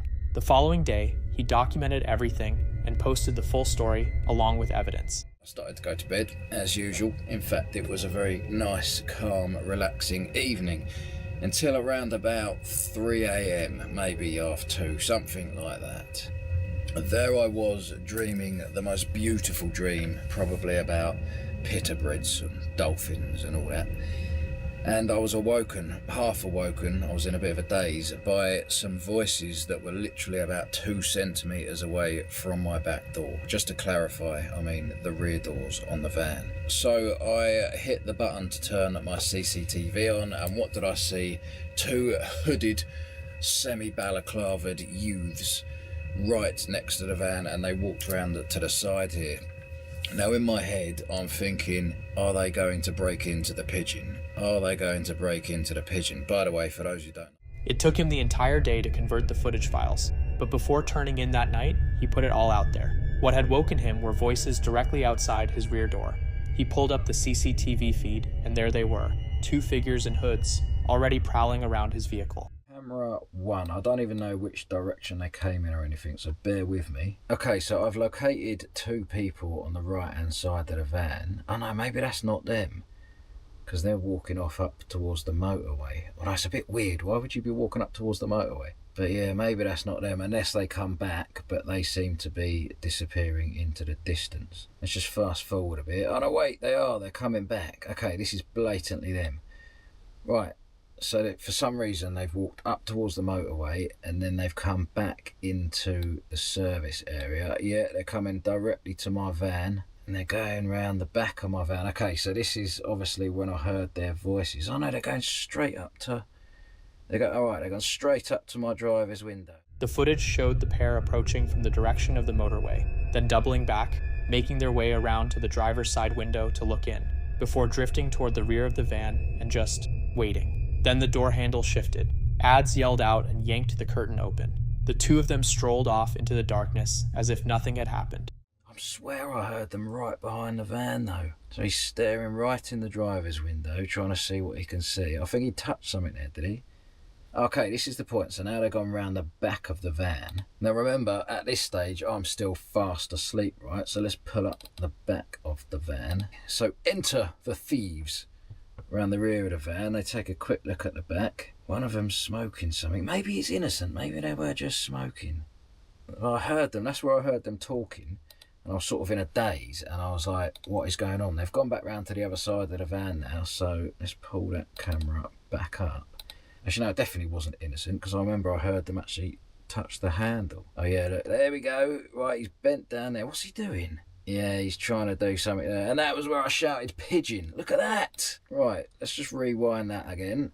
Right, so he's keeping an eye on that lorry that's leaving, and he's bent down doing something by my van. He must be trying to hide the fact that his hand's like touching the handle. But this is the point where I heard the handle go, and I'm half asleep, and I shout pigeon. And I rush up and I open up this curtain here, and then you can see as soon as I do that, he says something to his mate, and they scupper off. So if we go back to the front camera, we should, yeah, there we go. So that's them. As soon as they know that I'm in the van, they're now just disappearing off into the night. Reviewing the recording afterward made it even more unsettling. One of the figures had been crouched beside the door, deliberately keeping his hands hidden from view. The back of the van was never broken into. These people weren't interested in stealing anything from inside. They were after the whole van, with Ads still sleeping in it. Glenn, from the YouTube channel Black Crag, is a landscape photographer and fell walker who chronicles his journeys through the Lake District. His videos are all about outdoor photography, hiking, and showcasing the raw beauty of the mountains. The paranormal doesn't really come into it, but on one particular outing, Glenn chose to spend the night on THRLL on Midsummer's Eve, a hill carrying a deeply unsettling legend that stretches back to 1735. Historical accounts tell of 26 sober, well-regarded witnesses who, on Midsummer's Eve in 1745, observed a vast ghostly army marching along the ridge of THRLL.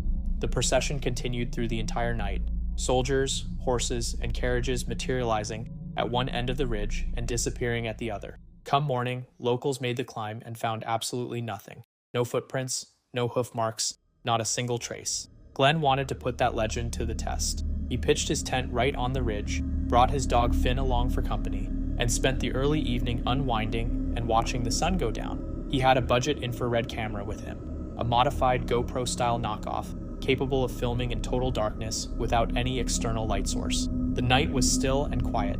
He did a lap of the summit, scoping out the area and confirming he was alone up there. He'd spotted someone flying a kite earlier in the day, but they were long gone. Then, as Glenn made his way back through the darkness toward his tent, he suddenly stopped dead in his tracks.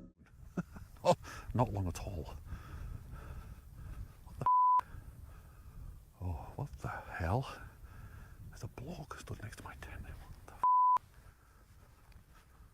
Someone was standing right beside his tent, a tall, dark shape, The camera caught it for just a fraction of a second. A looming, shadowy silhouette, motionless, humanoid, seemingly staring outward. And then the footage just cuts. When the recording resumes, Glenn is already at the tent, urgently scanning the surrounding area. But there's nobody there. No movement, no impressions in the ground. Whatever he'd laid eyes on had simply vanished. Glenn was visibly shaken. He retreated into his tent and tried to talk himself down. Maybe it was a shadow, maybe the darkness had played tricks on him, but that image wouldn't leave him alone. That tall figure, standing right there next to his shelter. He barely slept for the rest of the night, every little noise putting him on edge. By morning, he packed everything up and headed off the hill, unsettled and without any real answers.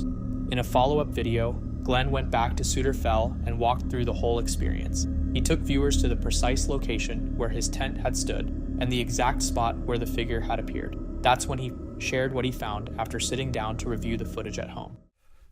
How did I have it? So I was talking like this, blah, blah, blah, and I'm absolutely certain there was someone stood right by the tent, and that's why I was like, what the hell? So what I did is I got the camera and I spun it round like this and started to face forward and walk towards the tent. I was kind of coming down here. It certainly wasn't boggy. It was nice and dry that night. And as I got to the tent, there was no one there. So I was still filming this whole time. Got here, like, right, okay, someone's messing about here. They're either hiding behind the tent or they've jumped into this long grass here. So I came over here, started looking in the grass. I think I might have even got my torch out at this point and shining it around. Nothing, nobody, absolutely nothing there at all. And no one around, just no one anywhere. So I just sort of tried to forget about it. And the morning came, yeah, he's still alive, that's good. Nothing happened. And it wasn't until I got home that I played the footage back. And if you've seen the video, you'll see that it cuts out. It cuts out as I turn the camera around and start walking that direction. I was still filming then. I was still going towards that grass and looking and everything. And I didn't know until I got home that actually that footage, because you can't play it on the back on the, you can't play it back on the camera, it's rubbish. I didn't find out until I got home that the camera, for some reason, just stopped. The moment he turned around, the camera had already stopped recording. Right after snagging that brief glimpse of the silhouette, it simply switched itself off. Glenn was convinced he'd still been filming as he approached the tent, as he combed through the grass, as he searched for whoever or whatever had been standing there, but the camera had shut down on its own. He had no explanation for it. He saw something that night, and whatever was waiting beside his tent on THRLL remains completely unaccounted for. She had chosen to spend the night at the roof of Australia, but something uninvited crept toward her tent in the darkness. Kristen is an outdoor enthusiast who regularly documents her hiking trips, and on this occasion she'd set her sights on conquering Mount Kosciuszko. The climb ended up taking far longer than she'd anticipated, so she made the call to set up camp and sleep near the summit. There she was, completely alone on the mountain, settling in for what she hoped would be a quiet, uneventful night. Then, once the sun went down, strange sounds started drifting in from just outside her tent. It's just so loud. There it is.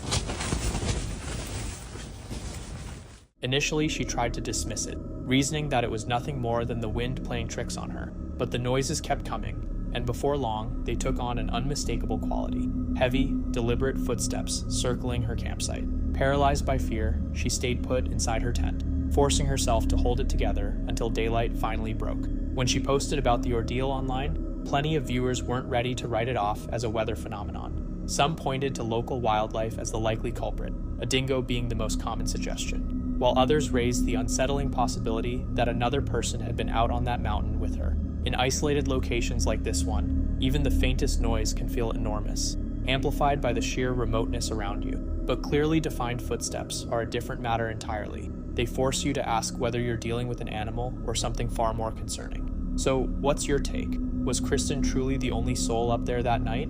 Or did something or someone find their way to her?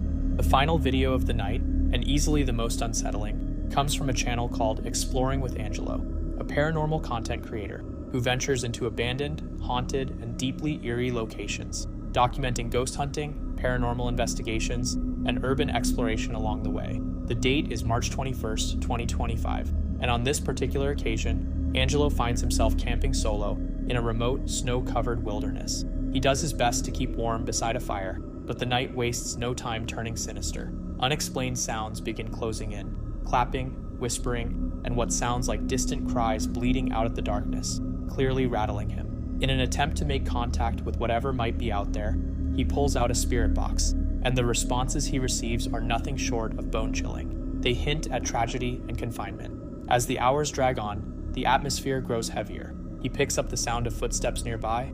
An overwhelming wave of dread washes over him, and he starts seriously debating whether staying is worth it. Eventually, the sensation of being watched by something unseen becomes impossible to shake, pushing him toward a terrifying conclusion: to gather his things and get out, convinced that something dark is trailing him.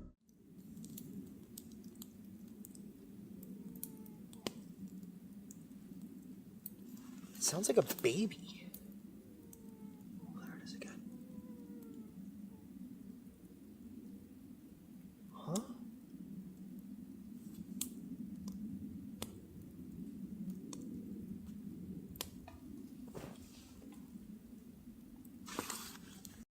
What's that?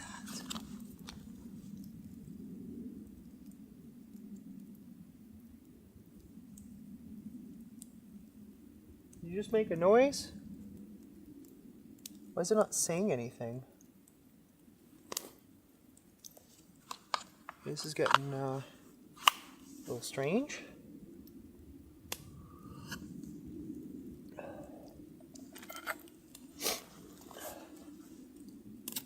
Oh, yay, it works. Look at that. Well, we're just gonna keep that in there. It's hiding. What's hiding?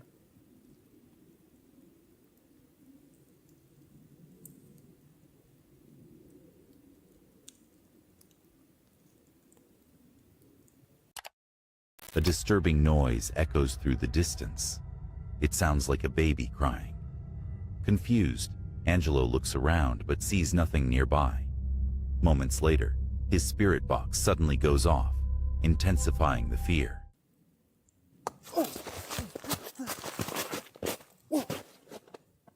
What the hell was that? Something literally just hit the... What the f***? Get the camera. Holy... Afterlife. It literally just said afterlife again. And it sounded like something hit the tree, like directly behind me. What in the hell is going on out here?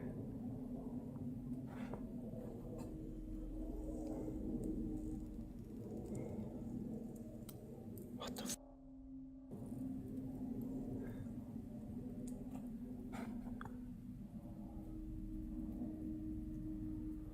Oh, man. Oh, that was freaky. Holy shit. What the hell? Sorry, guys, I was just trying to set up the camera again. It literally just said unfortunate. It said afterlife and then unfortunate. It sounds to me like you're stuck here, aren't you? Fire in a second.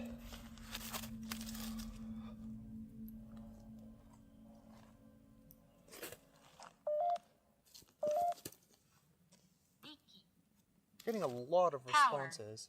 Power. Does something here have power?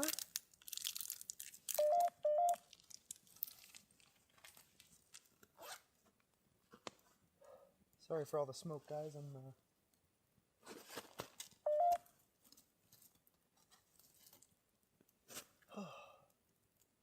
Holy crap, dude.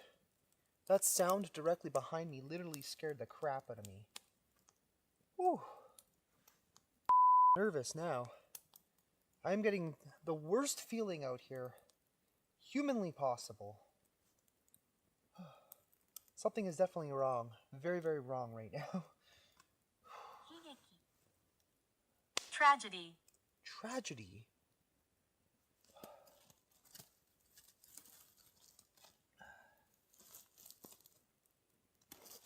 Was how you died a tragedy? Is that what you're trying to tell me?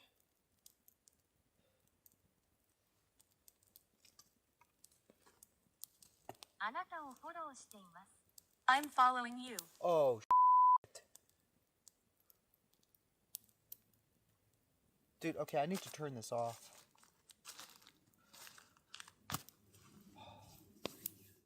Out of nowhere, an object is hurled in Angelo's direction, stopping him cold. Then the spirit box crackles to life with a message that turns his blood to ice. I am following you. Those 4 words are enough to make him question whether he was ever truly alone out there.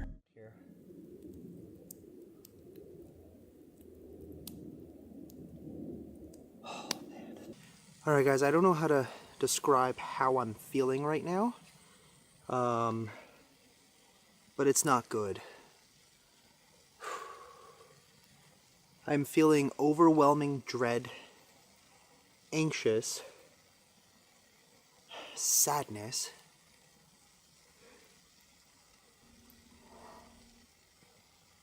What was that? That was literally right behind the camera. What the hell? I thought I saw somebody back there.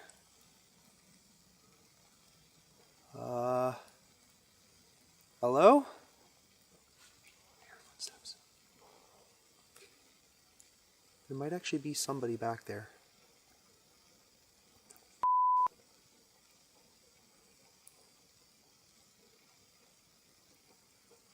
Freaked out. I'm legitimately freaked out of this place right now.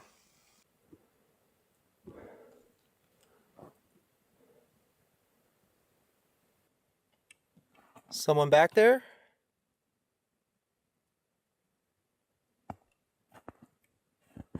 Oh man, it just got real spooky out here. Holy shit. I hear something moving.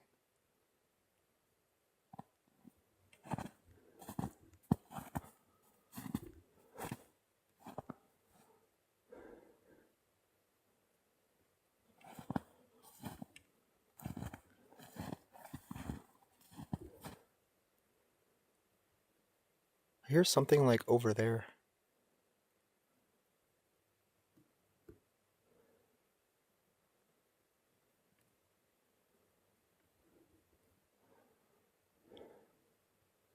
Okay.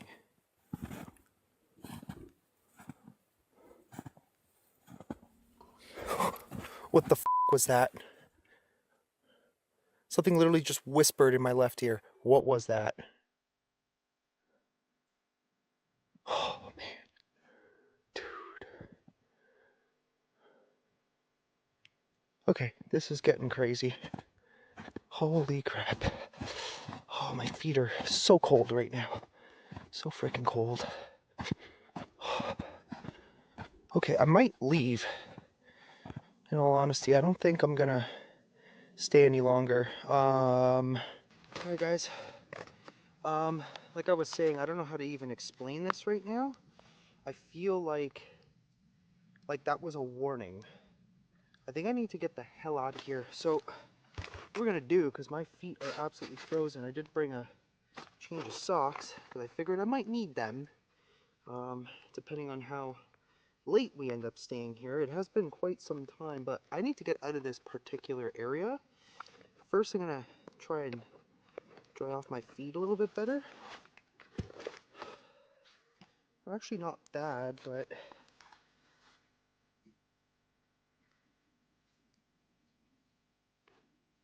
was so weird. I was hearing like a buzzing. Yeah, let's change our socks, warm up the insides of our shoes, and what's that clap again? Yeah, let's do this a little bit faster. Let's not waste time. Oh my gosh. Oh, that's a little better. Dry socks.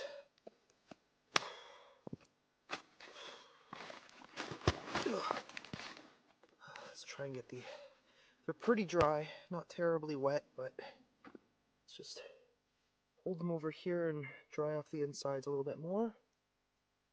Because we have a hell of a hike out of here. Yeah, I can't stay. This normally never happens, but I am literally freaking out right now. Damn. Didn't even finish my tea.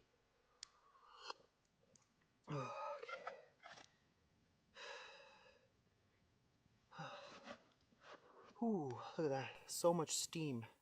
So it was a little bit condensated on the inside. Let's make sure we don't melt anything, but get them as dry on the inside as possible. Okay, that should be okay. At least to get us out of here.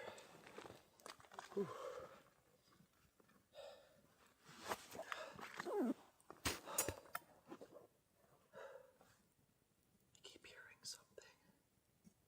There's just a lot of noises and movement all over the place.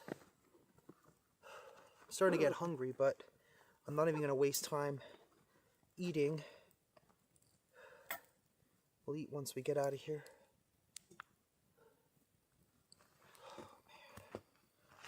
Oh, man. This will get that out of here.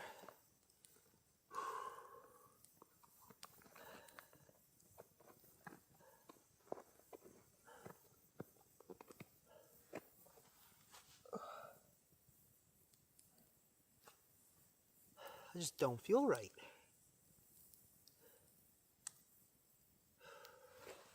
I hope nothing's trying to take me over. Oh, yeah. That one's a little wet.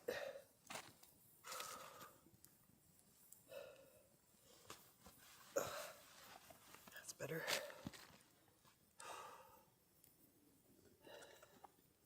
I thought I saw something shine. Like eyes almost.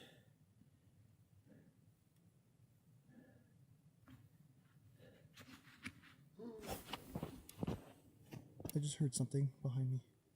Another whisper. Oh, my flashlight. F this place. Literally f this place. Turn on flashlight. Come on, there we go. Holy crap. Okay, this. Let's just follow our footsteps out of here. I swear I'm hearing like howling. I don't know what could be howling out here.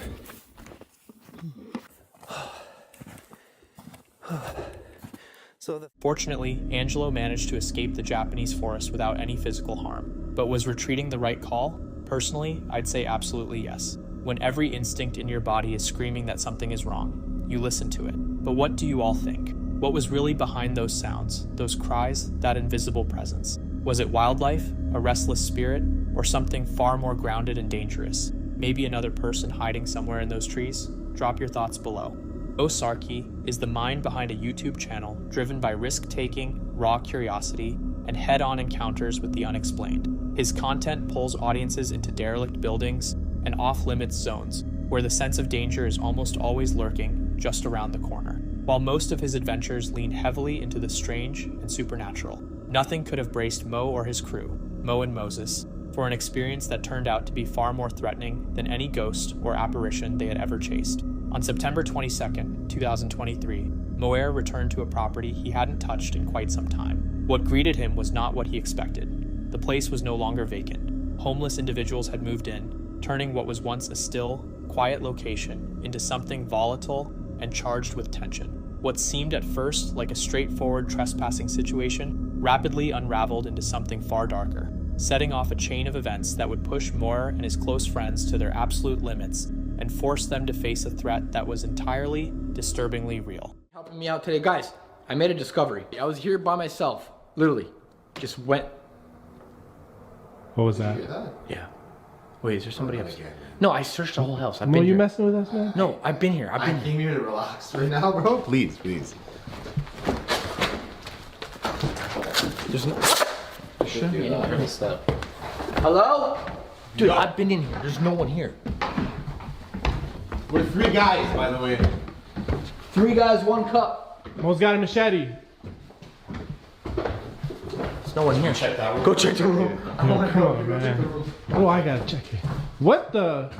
Someone been sleeping here, man? Me and Mo literally hung out here for like ever waiting for this guy to show up, and no one showed up, and it was freaking crazy. But a lot of stuff happened Flamethrower dude. Flamethrower dude. Oh, you didn't even see that? Are you serious? No. Flamethrower? He had a flamethrower. Dude had a flamethrower. He chased us with a flamethrower. How did he get a flamethrower? So I went into the forest really deep. I went in there by myself as much as I could. I seen a silhouette of a guy and I actually filmed him. And I actually heard voices. I found the creepiest clown mask inside the forest as well. And I found other campsites that they've camped out, they're camping out in our forest. So we're gonna go there right now. And you know what I'm gonna do? What are you gonna do? Follow me. I'm not messing around here. I'm setting this guy's house on fire. What? Bro, what if we burn the whole forest? Oh well. Maybe we can burn them all out of the damn forest, right? Oh man, I don't think that's a good idea. Dude, this guy, after us. He's been coming after me. So much has been happening to me. So he's got the original red campsite, you know, the red tent or whatever. The last time I was there, his like yellow jacket and mask, it was there. But we're gonna go there, we're gonna set everything on fire. Send this guy a message. I think we should send him a message. Like, you don't even know what this guy did to us. I mean, I haven't been here for a while, so like I don't know what's been going on, but I don't think this is a good idea. Honestly, I think it's a good idea. First of all, it rains, so we're safe. Like nothing's gonna catch fire, right? Second of all, if we set it on fire, it's gonna give him a message that we're not messing around. This guy came after me with a flamethrower, came after me with machetes, he came after me with like my own baseball bat at one point. He killed a dog. Tell me about the dog. You killed a dog? Yeah. Okay, but like this guy's like kind of crazy. He's also got a new campsite that I discovered by myself. 2 of them, not 1 but 2. Moyer urged the group to press further into the building when a sudden loud noise ripped through the silence, making everyone jump. The atmosphere immediately shifted. They swept the area the sound had come from, but found nothing. No movement, no one concealed in the corners. The house looked deserted, yet the feeling that something was wrong simply would not leave them. Later, while Mo and his friends talked through a plan to burn down the makeshift camps they had found nearby, something deeply alarming was caught on film without any of them realizing it. In the footage, a figure appeared briefly in an upper floor window. Someone dressed in bright yellow clothing and wearing a clown mask, gazing straight down at them. Within seconds, the figure pulled the window shut and disappeared. What made this so deeply unsettling was that not one of them registered this in the moment. They had absolutely no clue they were being observed. Inside the building, they encountered no one, heard no footsteps, and turned up no trace of another presence. Yet the camera had recorded the truth. They had never been alone, and someone had been silently tracking their every move from above. Man, bro, gas is expensive these days.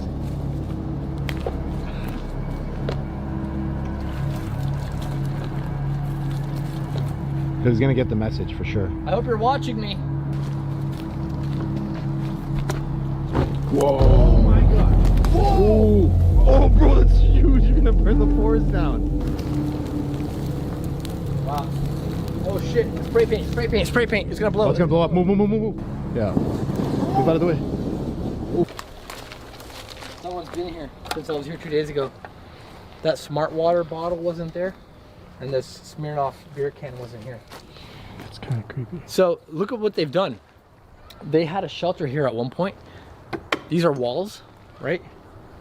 They had walls all around, and then trees collapsed on it and destroyed it. They were living here, and there's a shopping cart where they were bringing in stuff. Right there, look at these. They set fire to the campsite, only to discover it had been a decoy all along. Pushing further into the woods, they began uncovering unmistakable evidence that people were actively living out there, scattered across several different spots. The realization was deeply unsettling. They had no way of knowing how many people were out there or what those people wanted. Things grew considerably darker when they came across an axe alongside a can riddled with bullet holes. Shortly after, they caught sight of the clown, identified as Steve, who bolted into the trees the instant he was spotted, confirming that they had been under surveillance the whole time. An axe, I think it's like a murder weapon of some sort. Oh, I put it at the tarp. Okay, here it is. Here. He was used to kill somebody? I don't know, I think so, but look at this. Ooh. It's an old axe. Probably over 20, 30 years old. And look at this, guys, a can that's been shot up with bullets. That's sick. Right? Like someone's been shooting that. Guys! Oh! Yo! Wait, bro, what do you... That's the clown! What are we gonna do? Hey! Hey, Steve! Yo, he ran away? He's running away. Dude, look, there he is. Oh, I see him. Zoom in on that, zoom in on him. You guys serious, man? Yo, these guys are crazy.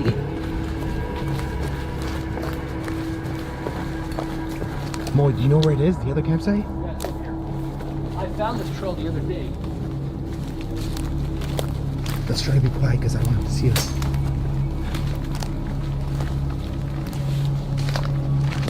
Who's on camera? Me. What was that? What's him? You have the walkie-talkie. He still has his walkie-talkie. Steve, is that you? You're going the wrong way, pal. He's lying. He's lying. Where are you? Show yourself. Wherever. Bro, he's a psycho. This guy's luring us in, bro. Steve, we've seen you running around. I'm hurt. You didn't catch me today. Might be a lucky day. Come find me. I saw him go this way, like he's lying. Bro, he's telling us to come find him. That's not a good idea, man. Yo. Hey, Steve, I saw you running through the bushes, and I'm heading straight towards you. And I've got a very sharp machete with me. I'm gonna kill you. Yo. I can't wait.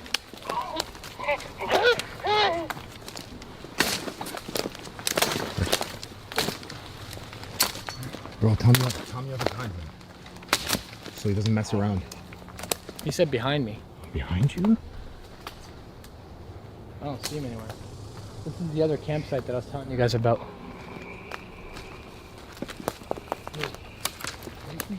What if we split up? What? What if we split up? You want to split up? As they gave chase, Steve's voice suddenly crackled through their walkie-talkie, cutting right through the tension. He was somewhere close, watching them, yet completely invisible. That's the moment the unease shifted into something heavier. It no longer felt like a pursuit. It felt like a trap, as though Steve was deliberately luring them deeper into the forest. Even so, they kept moving, and before long stumbled onto a far more organized setup. Several teepees were ranged around a fire pit, chairs, and a large tent, making it obvious this was no improvised shelter thrown together overnight. This was a long-established base of operations. We just found this. Before this becomes our new fire pit area, this needs to be, we need to evict these clowns. Now, to me, it looks like there's a trail that goes down that way. Let's go follow it briefly and then get the hell out of here.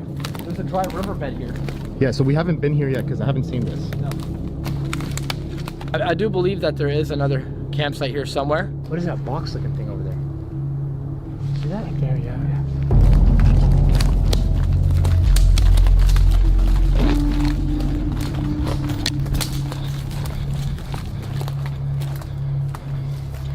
Oh, look, there's something here. I had a feeling there's gonna be something here, boy.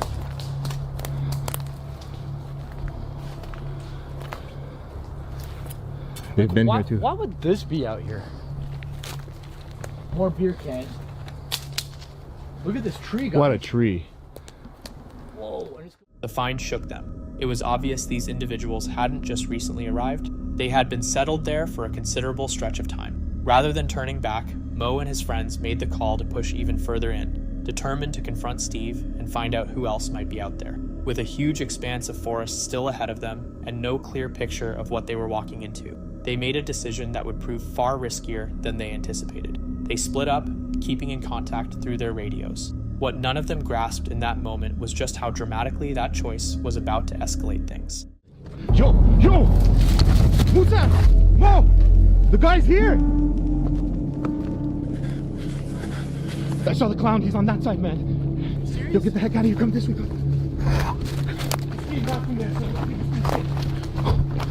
Where's Mo? I don't know. Mo! Where's he? I don't know. He was right behind me. Guys! Where are you?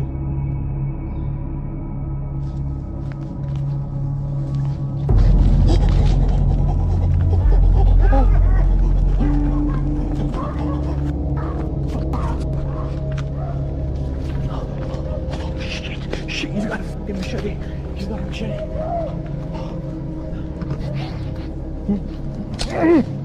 Oh, I couldn't climb it. Fuck off, man! Guys!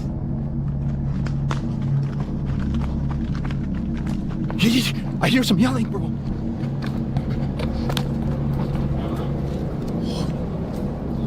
More! More, we're coming! Right up in the tree.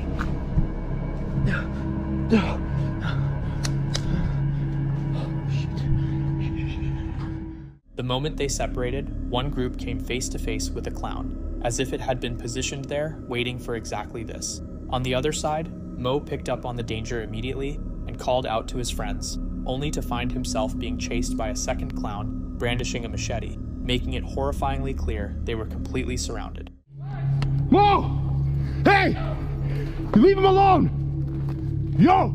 Get the f out of here. He's got that machete. He's got the machete from the campsite. Get the f out of here. Get the f out of here. Get the f. Guys, Mo! He's right underneath me.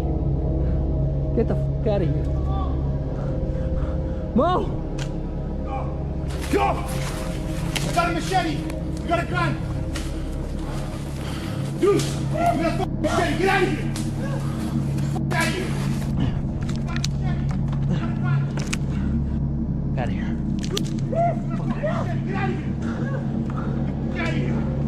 Bro, hit him with the machete. Hit him with the machete. Hit him with the machete. Bro, hit him with the machete. Hit him with the machete. Get out of here, bro. We got a f***ing machete. Get out of here. Get the f*** out of here. This guy's crazy. Mo, you okay? Bro, I tried to climb a tree back there. The branch broke. I almost f***ing fell. He almost got me. He has one of those machetes that we found at the campsite. What? Who's the it clown? Who's the it clown guy? That was Steve. That's Steve. Yeah. He's been following you because Mo saw another guy. Wait, what? You guys saw another guy? Yeah. No. Bro, this is a different clown. Keep your eyes open. And he's not even scared. He's just walking. You guys encountered one too? I encountered one over there. Really? I saw like orange hair. I got a quick glimpse of the guy. Yo, come down. Isolated and totally exposed, Mo screamed for help while narrowly dodging an attack.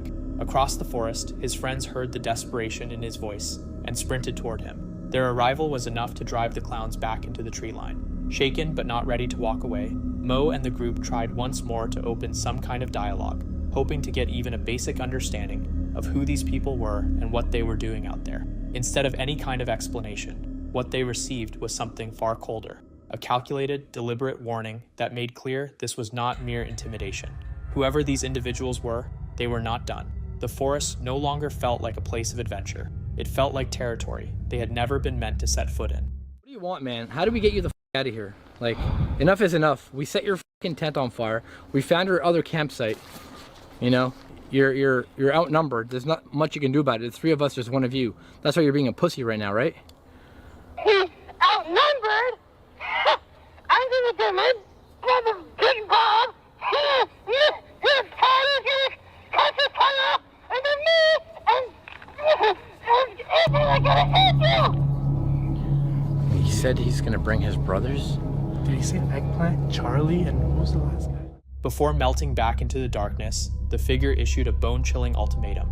He would come back with his brothers, and when he did, Mo and his friends would be hopelessly outnumbered. Those words hit like a wave of ice-cold dread. This was no chance encounter, and it was far from over. Whatever they had walked into was far more structured and intentional than anyone had first assumed. Who exactly were these people, and why were they living out in the forest behind clown masks? It gradually became undeniable that Mo, and Moses had been monitored from the very second they stepped onto the property. Every movement, every choice they made seemed to have been anticipated, none more so than the moment they split up, which was precisely when the clown made his move, stepping out as though he had been counting down to that exact opportunity. Pure adrenaline, raw instinct, and a fierce will to get out alive were the only things that carried them to safety. But even after they escaped, the dread didn't lift. Something was still out there in those woods, watching, biding its time. How many of them were there, and what did they ultimately want? Those questions were never answered, leaving the encounter open-ended and the threat very much unresolved. In September 2010, a father and his son set out to catch a mysterious creature that had been burrowing holes in their backyard and had already attacked one of their dogs. What none of them anticipated was just how badly that decision was going to end. Here we are in the backyard with the boys. We've got a pest problem in the backyard. It keeps digging up holes in the garden and in the lawn.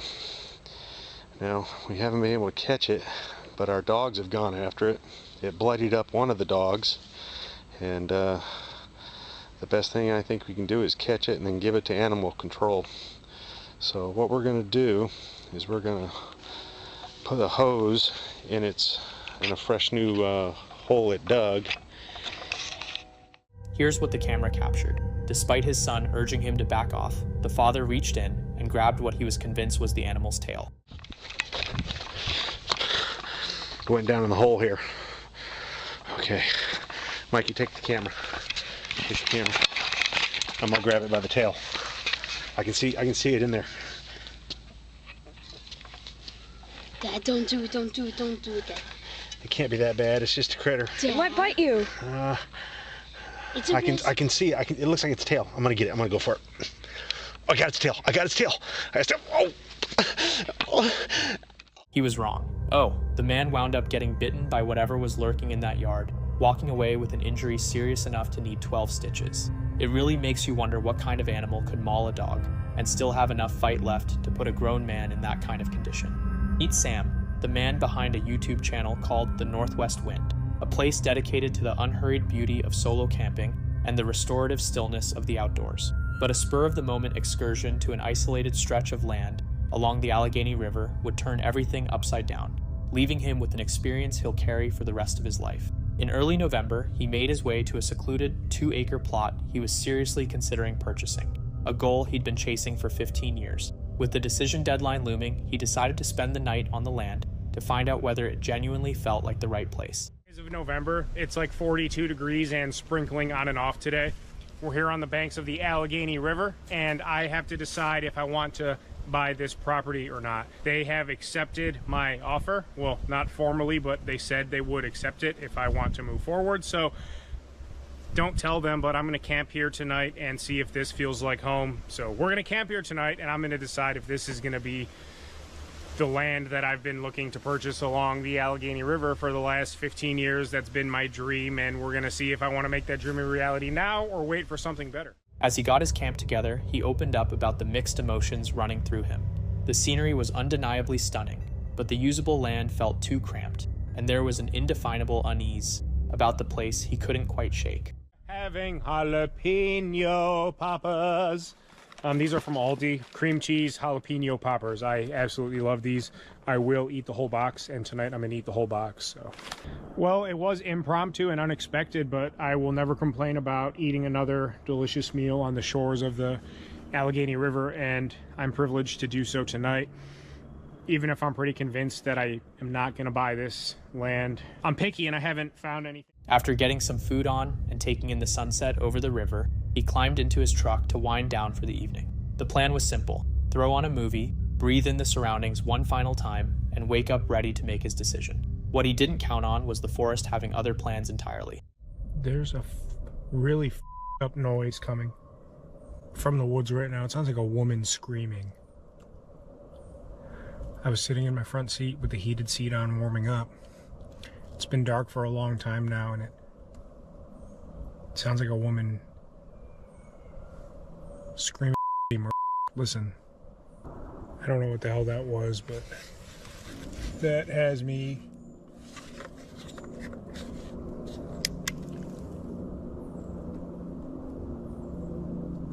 absolutely. Sitting there in the cab of his truck, he was stopped cold by a sound that can only be described as a woman shrieking in absolute agony. Dread hit him like a wall the moment he registered that this wasn't any kind of wildlife. He snatched up his camera on instinct, knowing he needed to get out immediately. We're getting out of here. I'm getting out of here. Don't like the feeling that I have. I don't like that feeling at all, so we're gonna go. We're just getting out of here. Feel very unsafe right now. Very, very unsafe. And I can't just peel out of here. I gotta come down this half mountain road. So if I need... The sense of danger was suffocating, made even worse by the fact that his only route out was a long, narrow, one-lane road. He felt completely boxed in, like a character in a horror film with no exit in sight. And I had to switch back to get in here. I'm head in, so I literally can't get out if I need to. I can't see anything. I don't even want to have my window open in case of any Gibraltars out there. Just get me the out of here. And we're gonna I don't know what the nope, not doing it, not doing it. That was a lady screaming. My doors are locked. I'm 100% sure of that. I don't even want to open my doors though. Somebody was walking down here and it sounded like the woman screaming. Somebody was walking just beyond it. Every instinct he had was screaming that something was seriously wrong. Certain he'd just heard a real woman crying out in desperate distress, he pulled forward a short distance and made a call that would send the night spiraling even further. He dialed the police. I'm out in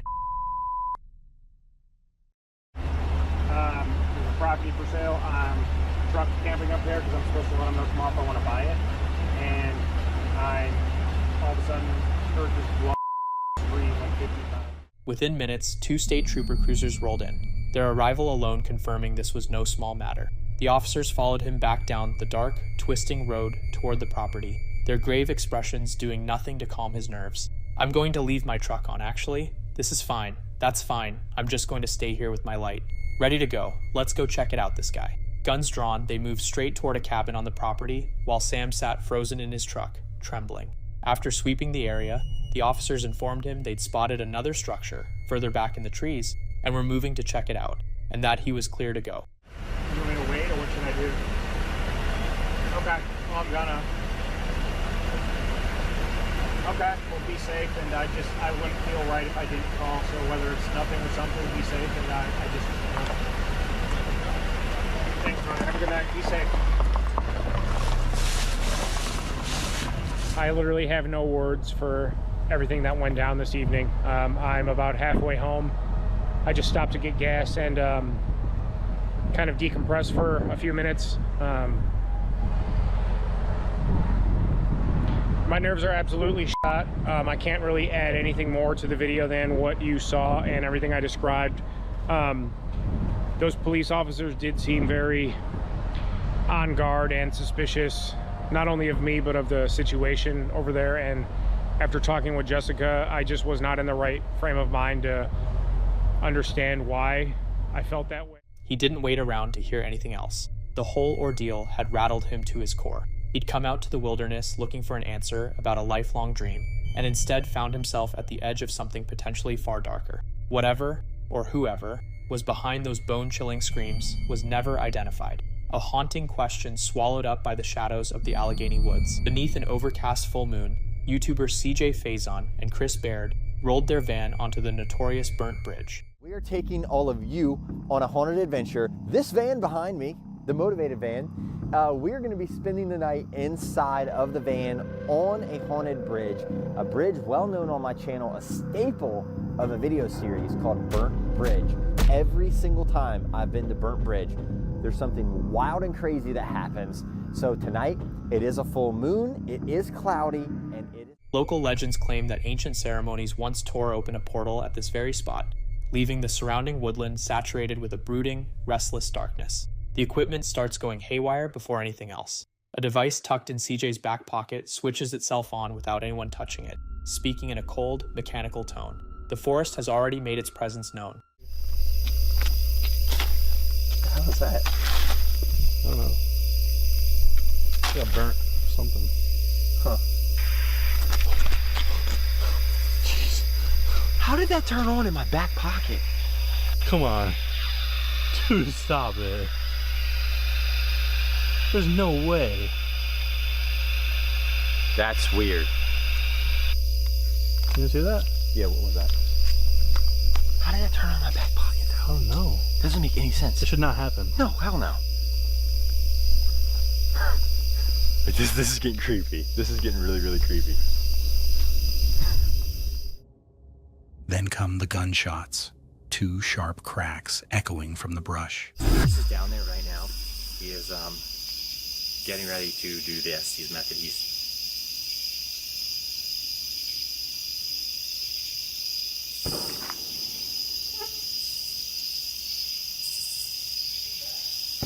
Bro, that's a gunshot, bro. That's 2. Now I got a car. Hey, car coming. I got a car way over here. Okay, so as you all can see, I've repositioned the camera just a little bit. Mainly, we heard gunshots. We sat here for like 10 or 15 minutes. Nothing else heard. So we're just gonna go back with this. So if there's any spirits here on this bridge, can you let my friend Chris know what your name is first?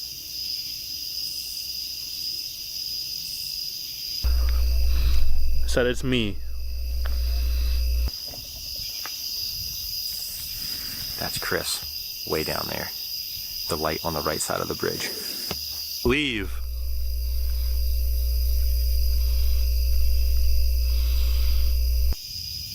I just heard leave. What year did you pass away and why are you here? Trouble.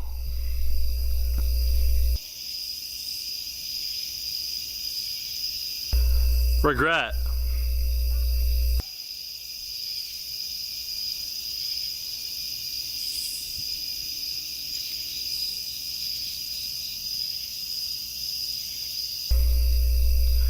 You shouldn't be here. Can you tell me your name?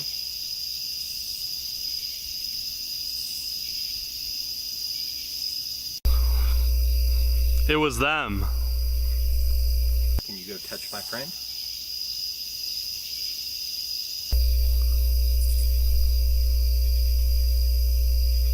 Probably someone just touched me. I thought CJ or someone was over here. That was weird.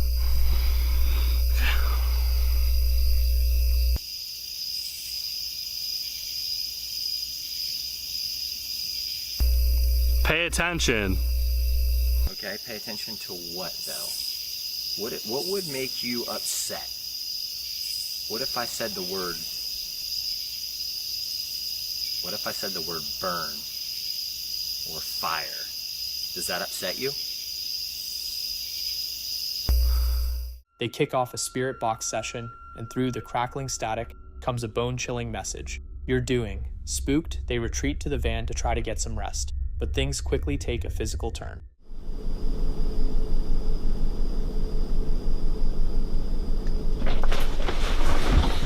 Oh, yo, wait, dude. What is that? Was that an earthquake? What was that? The van was just swaying side to side, dude. Let's go out there and look for it. Dad, dude, I'm not going out there. Dad, no, come on, seriously. No, I'm not going out there, dude. Is the van still rocking? Feel it. What the is that? There's no way it's that windy right now. Dude, that's not a good idea, bro. Come on. You're not coming out? Fuck no. Dude, you should not be going out there.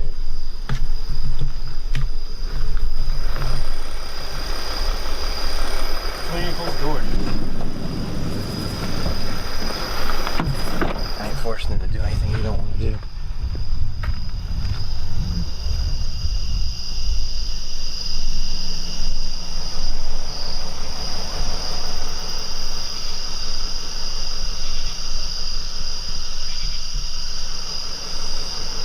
I don't know why the camera just got blurry, but it did.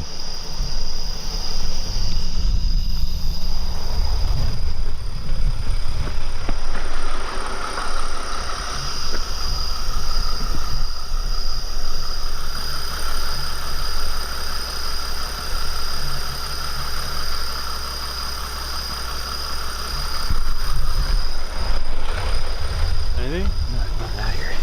Did we just like imagine? The whole vehicle begins lurching violently from one side to the other, as though unseen forces are throwing it around. There is no wind to explain it. CJ steps out onto the bridge by himself and dares whatever is out there to prove its strength. Suddenly, a thunderous impact slams against the van window, and a dark silhouette rises up against the glass. Oh! Me! What was that? Okay. In the van. In the van. In the van.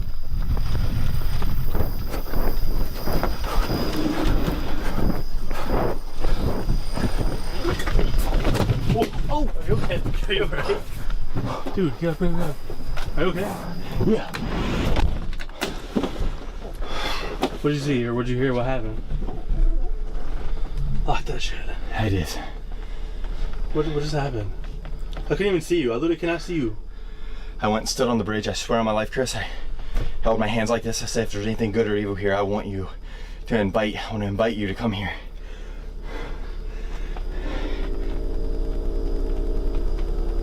What the f is that?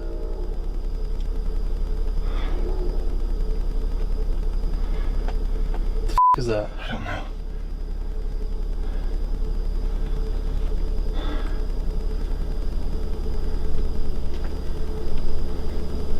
So it's not the van. What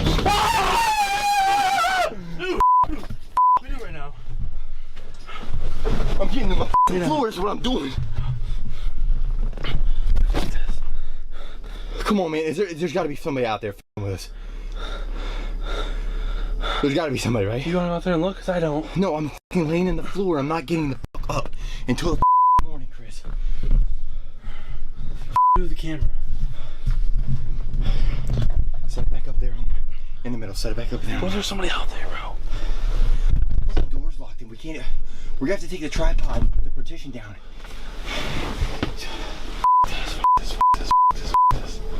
I literally just looked like there was like a figure standing in the middle of the door. Fucking A. Dude, it banged on the fucking window.